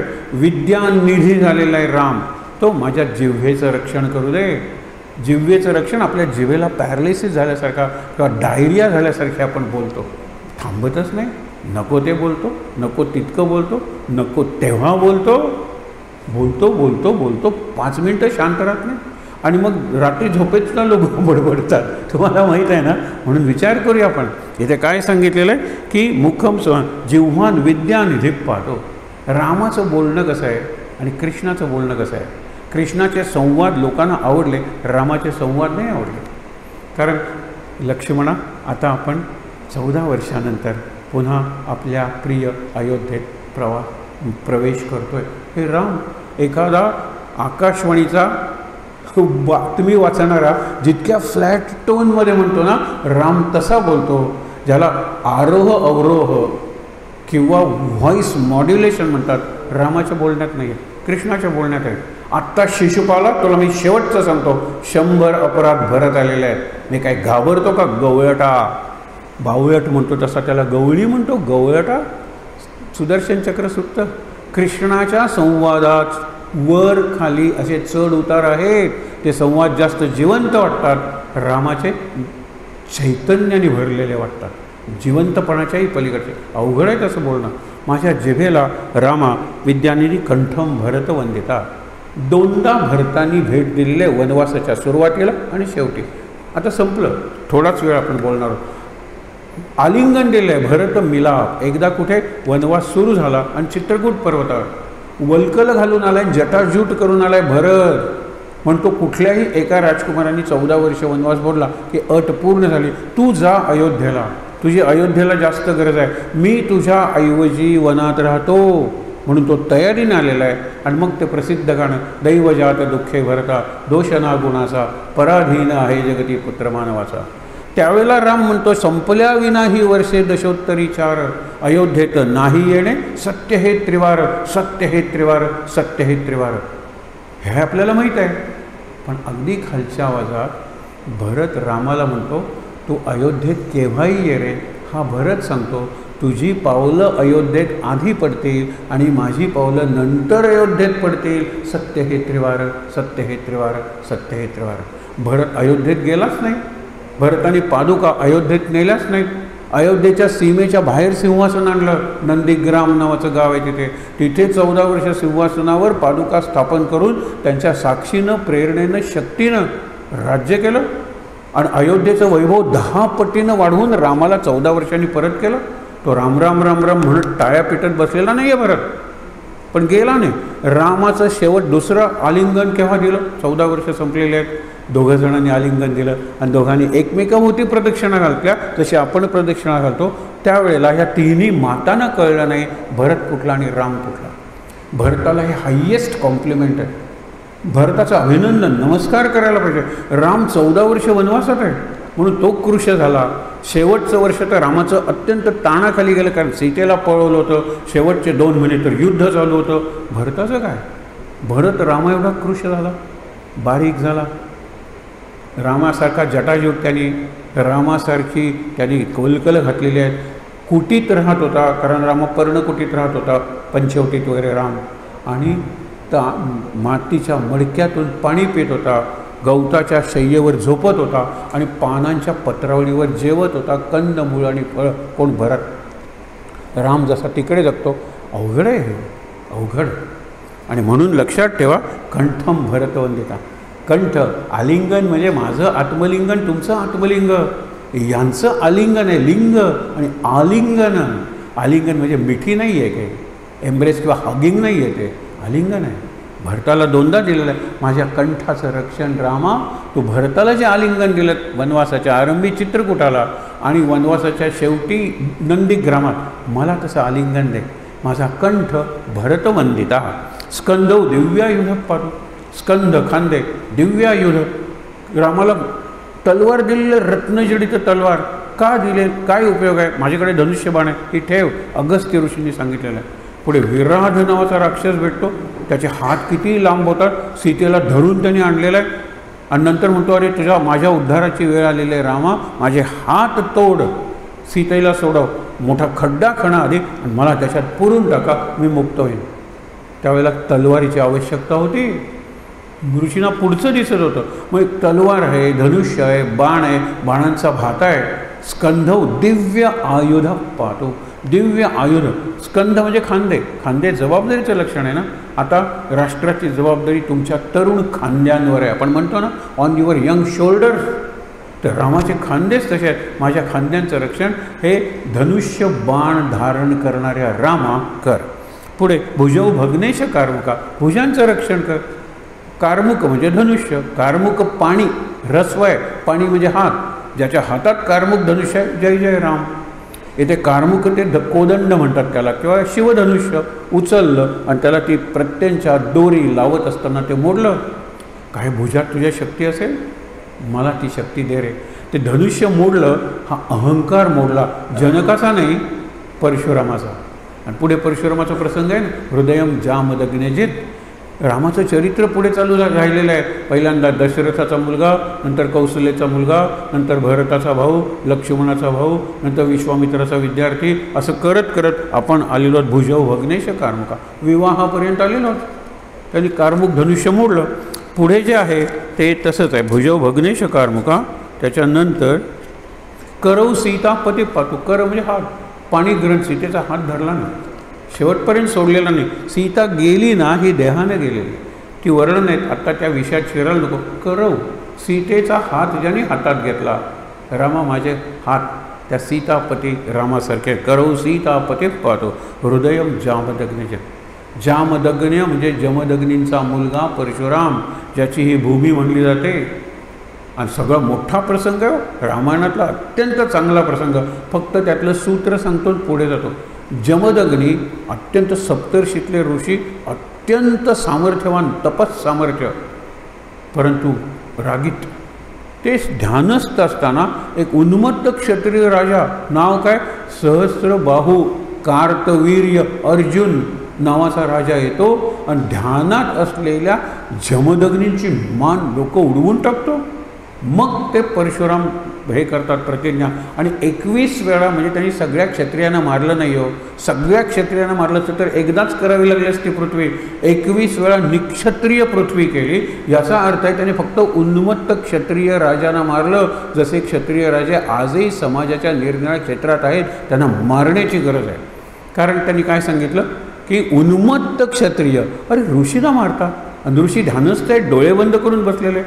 ज्यांनी रक्षण करायचं ते भक्षण करायला लागले, तर त्यांच्यावरची एक सत्ता असते, ती ऋषींची सत्ता असते. हे लक्षात, ती आत्मसत्ता असते, ती धर्मसत्ता असते. मी श्लोकच सांगतो ना तुम्हाला. अग्रतो चतुरो वेदान.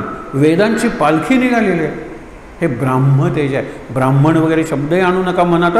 ब्राह्मतेज म्हणजे ब्रह्माचं ज्ञान करून घेणाऱ्यांचं तेज, बुद्धीचं तेज आहे. हे तेज आहे. पृष्ठतो सशरम धनु. मागे क्षत्रिय चाललेला आहे. सशरम धनु, धनुष्यबाण घेतलेला. वेदांचं रक्षण नको करायला. बघा, म्हणजे क्षात्रतेज आणि ब्राह्मतेज हे एकत्र आलं तरच जग वाचू शकणार आहे इथून पुढे. गुणवत्ता आणि सत्ता एकत्र असलेले नेते जगातल्या किती देशांना आहेत तुम्ही बघा. त्यातल्या त्यात आपल्या देशाचा अपवाद आहे, असं मी अत्यंत नम्रतेने तुम्हाला म्हणतो. सत्ता आणि गुणवत्ता. जे गुणवान आहेत, जे चारित्र्यवान आहेत, ज्यांच्यात नेतृत्व, कर्तृत्व आणि वक्तृत्व, त्या तिघांचा संगम आहे, त्यांच्या हातात देश, भविष्यकाळ, मानवतेचा सुरक्षित आहे. बघा तुम्ही विचार करून. म्हणून सांगितलेलं आहे की हृदयम जमदग्नीचा मुलगा जिंकला. परशुराम म्हणतात आता मला कारणच नाही की परशुधुतात रोहित ब्रह्मपुत्रेची उपनदी आहे. त्याचं ब्रह्मपुत्रा कुठून आलेले आहे? हिमालयातून, मानस सरोवरातून. इतकं पांढरं पाणी आहे की इतकं टाकलं तर तुम्हाला वर्तमानपत्र वाचता येतं. त्या भागात तांबडं पाणी झालेलं आहे. कारण आमची कथा आहे की परशुरामाने परशु जो अनेक उन्मत्त क्षत्रिय मी परत परत म्हणतो त्यांच्या रक्तानं 21 वेळा का मारावं लागलं? अरे पहिली पिढी मारल्यानंतर दुसरी पिढी निर्माण झाली. माझ्या वडिलांना मारलंच नाही का? दाखवतो. दुसरी पिढी, तिसरी पिढी. द्वेष, सूड या न संपणाऱ्या गोष्टी आहेत. म्हणून मारावं लागलं. आता रामच क्षत्रिय आला ना. रामात ब्राह्मतेज आहे, रामात क्षात्रतेज आहे. मग परशुराम म्हणाले आता मी निवृत्त होतो. महेंद्र पर्वतावर निघून गेले आणि आपल्या या अवतार परंपरेत परशुराम हा चिरंजीव अवतार आहे. परशुरामांचा मृत्यू नाही आहे.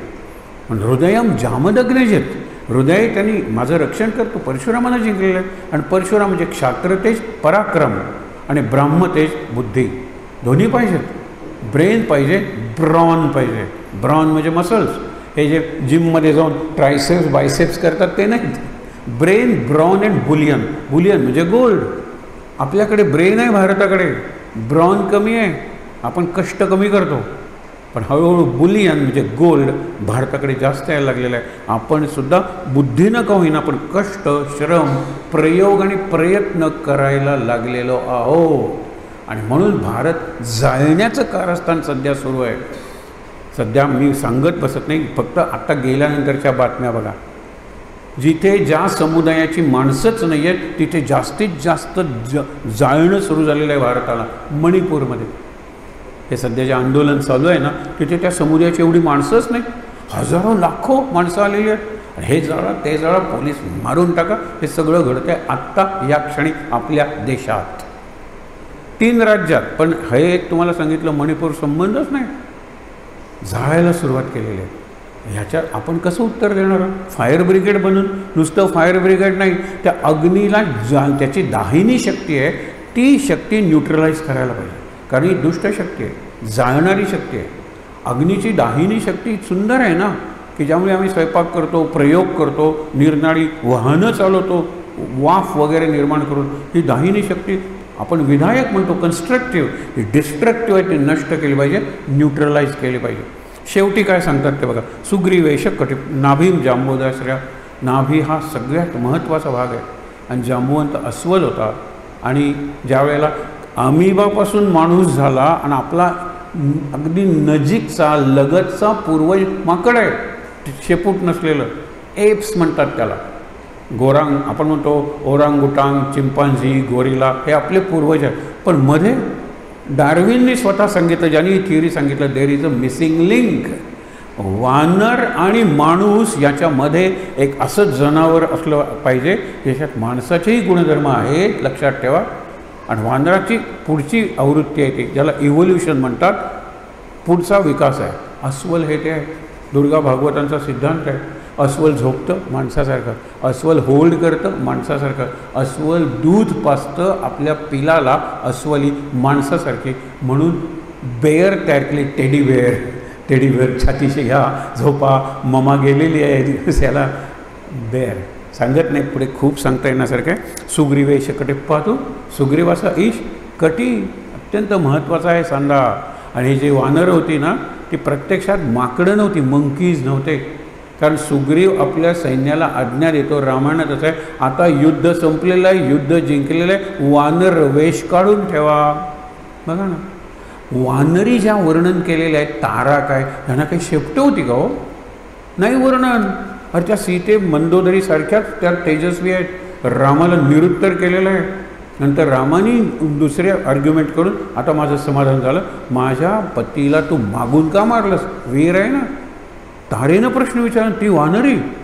आणखीन एक तुम्हाला सहज सांगतो, अयोध्येत सुद्धा नसतील असे काही महाल मंदिरं किष्किंधेत वानरांच्या नगरीत होती. आणि आपण म्हणतो वानराचं घर म्हणजे ते कधीच झालं नाही. पावसात म्हणतात पुढच्या पावसात बांधायचं, मध्ये सगळं विसरून जातात, पुन्हा पावसाळा की वानराचं घरच झालं. हे केवढे महाल आहेत. किष्किंधेचं वर्णन वाचा. किष्किंधा म्हणजे सध्याचं कर्नाटक. बघा तुम्ही, मी तुम्हाला सांगण्यासाठी सांगतोय, हे गिधाड वगैरे नव्हतं. पूर्वी ते असे मुकुट वगैरे घालायचे, त्याच्यावर मग सूर्य होता, त्याच्यावर चंद्र होता, सूर्यवंशी, चंद्रवंशी, गृध्र म्हणजे गिधाड, मयूर, मोर, त्याच्यावरून ते पडत होते. ते वंश म्हणजे असे वंश नाही आहेत, माणसंच होते, प्रगत माणसं होती. विचार करा. पुढे बघूया आपण, 2च उरलेले आहेत तसे. सक्तीने हनुमत प्रभू कटी, नंतर सक्तीने, मांड्यांचा मागचा भाग, मांड्यांचा पुढचा भाग, उरू आणि सक्तीने. काय झालेलं? हनुमत प्रभू, हनुमंताचा प्रभू. मांडीचं हाड हे सगळ्यात मोठं आहे शरीरातलं, फीमर म्हणतात त्याला, सगळ्यात मोठं, सगळ्यात बलवान आहे. हनुमंताचं ते हाड बघा ना, हनुमंताची कुठलीही मूर्ती बघा, मांड्या काय बलवान आहे, मस्क्युलर आहे, सगळी स्ट्रेंथ तिथे आहे, ठाकीले म्हणतो ना, ब्रह्मांडा बोलते वेळे. लक्षात ठेवा, नुसतं शेपूट नाही आहे, ज्या भागात ते जोडलं गेलेलं आहे तो सगळा भाग हनुमान आहे. आणि तिथे आपण उभे राहिलेलो, एरवी आपणही जनावरच होतो. हा जो भाग आहे गुडघा आणि कंबर, याच्यामुळे आपण उभे राहिलेलो आहोत, आणि म्हणून कंबर दुखायला लागते आणि गुडघे दुखायला लागतो आणि आपण परत 4 पायावर येतो, हे लक्षात ठेवा. पुढे बघूया ना, सक्तीने हनुमत प्रभू, उरू पुढचा भाग मांड्यांचा, रघुत्तम प्रातू. अहो 14 वर्ष चाललेला आहे राम, शेवटच्या दिवशी एकच दिवस उरलाय म्हणून पुष्पक विमान आणलेलं आहे, आणि एकाच अटीवर चार्टर आणतात तसं परत पाठवून दिलं सुग्रीवाबरोबर. मला पुष्पक विमान नको आहे, पण मी जर पोचलो नाही 14व्या वर्षाच्या सूर्यास्ताला तर माझा वरद अग्नी प्रवेश करील, म्हणून पोचलं पाहिजे, एकच दिवस उरलेला आहे म्हणून पुष्पक विमान. एरवी चालत गेलेला आहे राम. चालण्यासाठी सगळ्यात महत्त्वाच्या आहेत मांड्या. उरू रघुत्तम पातू, रक्षक कुलविनाश करतं, आणि कुलाचा विनाश करतं, राक्षसांच्या कुळाचा विनाश ज्यांनी केलेला आहे त्यांनी माझ्या मांड्यांचं रक्षण. जानूनी सेतुकृत, जानू हा सगळ्यात महत्त्वाचा जॉईंट आहे, त्याच्यामुळे मी उभा राहतो, पळतो, वागतो. जनावरांना जानू तसे नाही येतो, जनावरांना हनुवटी नाही, जनावरांना मान नाही आहे. विचार करा, हे आपल्याला आहे, स्वतंत्र विषय म्हणून सांगत नाही. हनुवटी आपल्याला आहे, मान आपल्याला. जिराफ आणि कॅमल ही तशी मान नाही आहे, मान हा सेतू आहे. इथपर्यंत मी जनावर आहे, इथे मी साक्षात परमेश्वर आहे, त्याला जोडणारा मान आहे. बाकीचे उंट वगैरे केवढी मान आहे, पण एवढा ब्रेन आहे त्यांचा. काय ते प्रगती करणारे जिराफ एवढी मोठी मान आहे, एवढा ब्रेन आहे. आपली मान आहे आणि सगळ्यात मोठा ब्रेन विकसित झालेला आणि वजनदार माणसा आहे, म्हणून मान हा सेतू आहे. हनुवटी आहे. हनुमान, ज्याची मान आणि हनुवटी कायम रामनामात हलते, तो हनुमान आहे, ज्याची जयंती आपण परवा केली. अखंड रामनाम, आणि म्हणून चिरंजीव किंवा चिरंतन. शेवटी सांगितलं, पादू विभीषण प्रातू पातू रामो खिलंबपू. पादाला, विभीषणाला सगळी श्री दिलीस, म्हणजे सगळं राज्य रावणाचं, सोन्याची लंका वगैरे दिलीस. माझ्या पायाचं रक्षण कर, कारण एवढं मोठं वैभव रामाने आपल्या पायाशी ठेवलं. अयोध्येचं एवढं मोठं वैभव सोडून पायी चालत निघाला, म्हणून माझ्या पायांचं रक्षण रामा तू कर. कुठल्या भूमिकेतून? तू युद्ध जिंकलंस आणि लंकेचं राज्य विभीषणाला दिलंस. तुला राज्याचा लोभ नाही, सोन्याचा लोभ नाही, तुला अलंकारांचा लोभ नाही, तुला उपभोगांचा लोभ नाही आहे. अशा रामो शेवटी अखिलम वपुः, माझ्या सगळ्या शरीराचं रक्षण कर. इथे संपलं रामाचं चरित्र, संपलं, रामरक्षा संपली. इथून पुढे मग फलश्रुती वगैरे तो आजचा विषय नाही, ही मूळ रामरक्षा आहे. एवढेच जर 9 श्लोक जर आपण पाठ केले, पहिले जरी सोडलेत तरी चालतील. 4च श्लोक आहेत. शिरोमय राघव पाद, डोक्यापासून पायापर्यंत. एक शेवटचा मुद्दा सांगतो आणि थांबतो.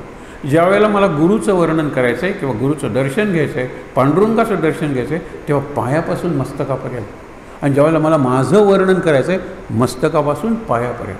हा क्रम बघा, मी माझं वर्णन करतो आहे, माझ्या डोक्याचं रक्षण कर, माझ्या डोक्यापासून पायापर्यंत. आणि विठ्ठलाचं, माझं डोकं त्याच्या पायावर. पाय हा पाया आहे जीवनाचा, आणि हे सगळ्यात उत्तम अंग आहे. सगळ्यात उत्तम म्हणजे माझं सगळ्यात उत्तम अंग मी तुझ्या पायावर ठेवतो, याला दर्शन म्हणतात. आपलं वर्णन करताना, आपलं चित्र आरशात बघताना किंवा फोटोत बघताना डोक्यापासून सुरुवात करा, पण संतांचं, सद्गुरूंचं आणि देवाचं पायापासून सुरुवात करून मस्तकापर्यंत येऊ द्या. हे रामचरित्र थोडक्यात रामरक्षा सांगितली. आपल्यापैकी अनेकांची पाठ आहे. आपण घरी जाऊन अर्थ असलेलं पुस्तक मुद्दामून बघा. आता पुढे मे महिन्यातल्या कार्यक्रमाबद्दल काही खात्री नाही आहे, पाऊस वगैरे असेल वगैरे, पुढचं अनाऊन्समेंट केली जाईल. पण तुम्ही इतक्या संख्येने आलात ना, मला खूप बरं वाटलं. कारण कदाचित येणार नाही, अनेक कार्यक्रम आहेत, महत्त्वाचे दिवस आहेत, ऑर्गनाईज रॅलीज वगैरे असतील, तुम्ही आलात. तुम्हाला हे ऑर्गनायझर्स आहेत, सगळ्यांना धन्यवाद देतो. इथून पुढे केव्हा भेटणार आहोत म्हणून सगळी रामरक्षा आपण घेतलेली नाही आहे. फक्त राम माझ्या शरीराची रक्षा कर, आणि शरीराची म्हणजे शरीराच्या निरनिराळ्या भागांच्या शक्तीची रक्षण कर. भागाचं रक्षण करायला सायन्स अँड टेक्नॉलॉजी आहे. ठीक आहे त्या ठिकाणी ताट बसून डोळे मिटूया. हे रामरक्षेचे जे कागद आहेत, रामनामावली, आपण घरी घेऊन जाणार आहोत. 10 मिनिटात संपूर्ण रामचरित्र क्रमवार आपल्याला वाचता येतं. चिंतन करूया शांत. नेहमीप्रमाणे श्लोक म्हणूया आणि शांतिपाठ. श्लोक सदा सर्वदा रामाचाच श्लोक आहे, आणि शांतिपाठ ओम सहनाववतो. चेहऱ्यावर प्रसन्न हास्य. 4 सूचना द्यायच्या. कपाळावर आठी नाही, 2 भुवयांच्यामध्ये ताण नाही, डोळे ओठ अलगद टेकलेले किंवा मिटलेले, आणि गाल जीभ आणि दात सैल सोडलेली. हे सैल सोडणं म्हणजे रिलॅक्सेशन.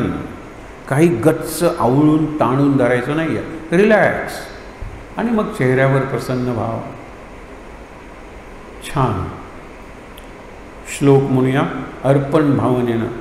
सदा सर्वदा योग तुझा घडावा, तुझे कारणी देह माझा पडावा, उपेक्षू नको गुणवंता अनंता, रघुनायका मागणे हेचे आता, जय जय रघुवीर समर्थ. ओम सहनाववतु सहनौ भुनक्तु सह वीर्यं करवावहै, तेजस्विनावधीतमस्तु मा विद्विषावहै. ओम शांति शांति शांती. डोळे बंद ठेवूनच 3दा दीर्घ श्वासोच्छ्वास. Deep breathing 3 times.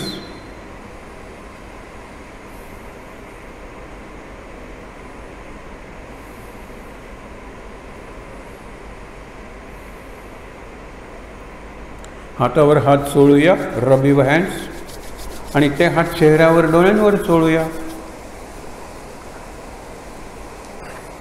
खूप शांत छान वाटेल. श्वासोच्छ्वास हळूहळू नॉर्मल नेहमीप्रमाणे. सावकाश डोळे उघडून समोर जी कृष्णाची भव्य मूर्ती आहे, आपण गोलोकात बसलेलो आहोत, गोकुळात आपण बसलेलो आहोत.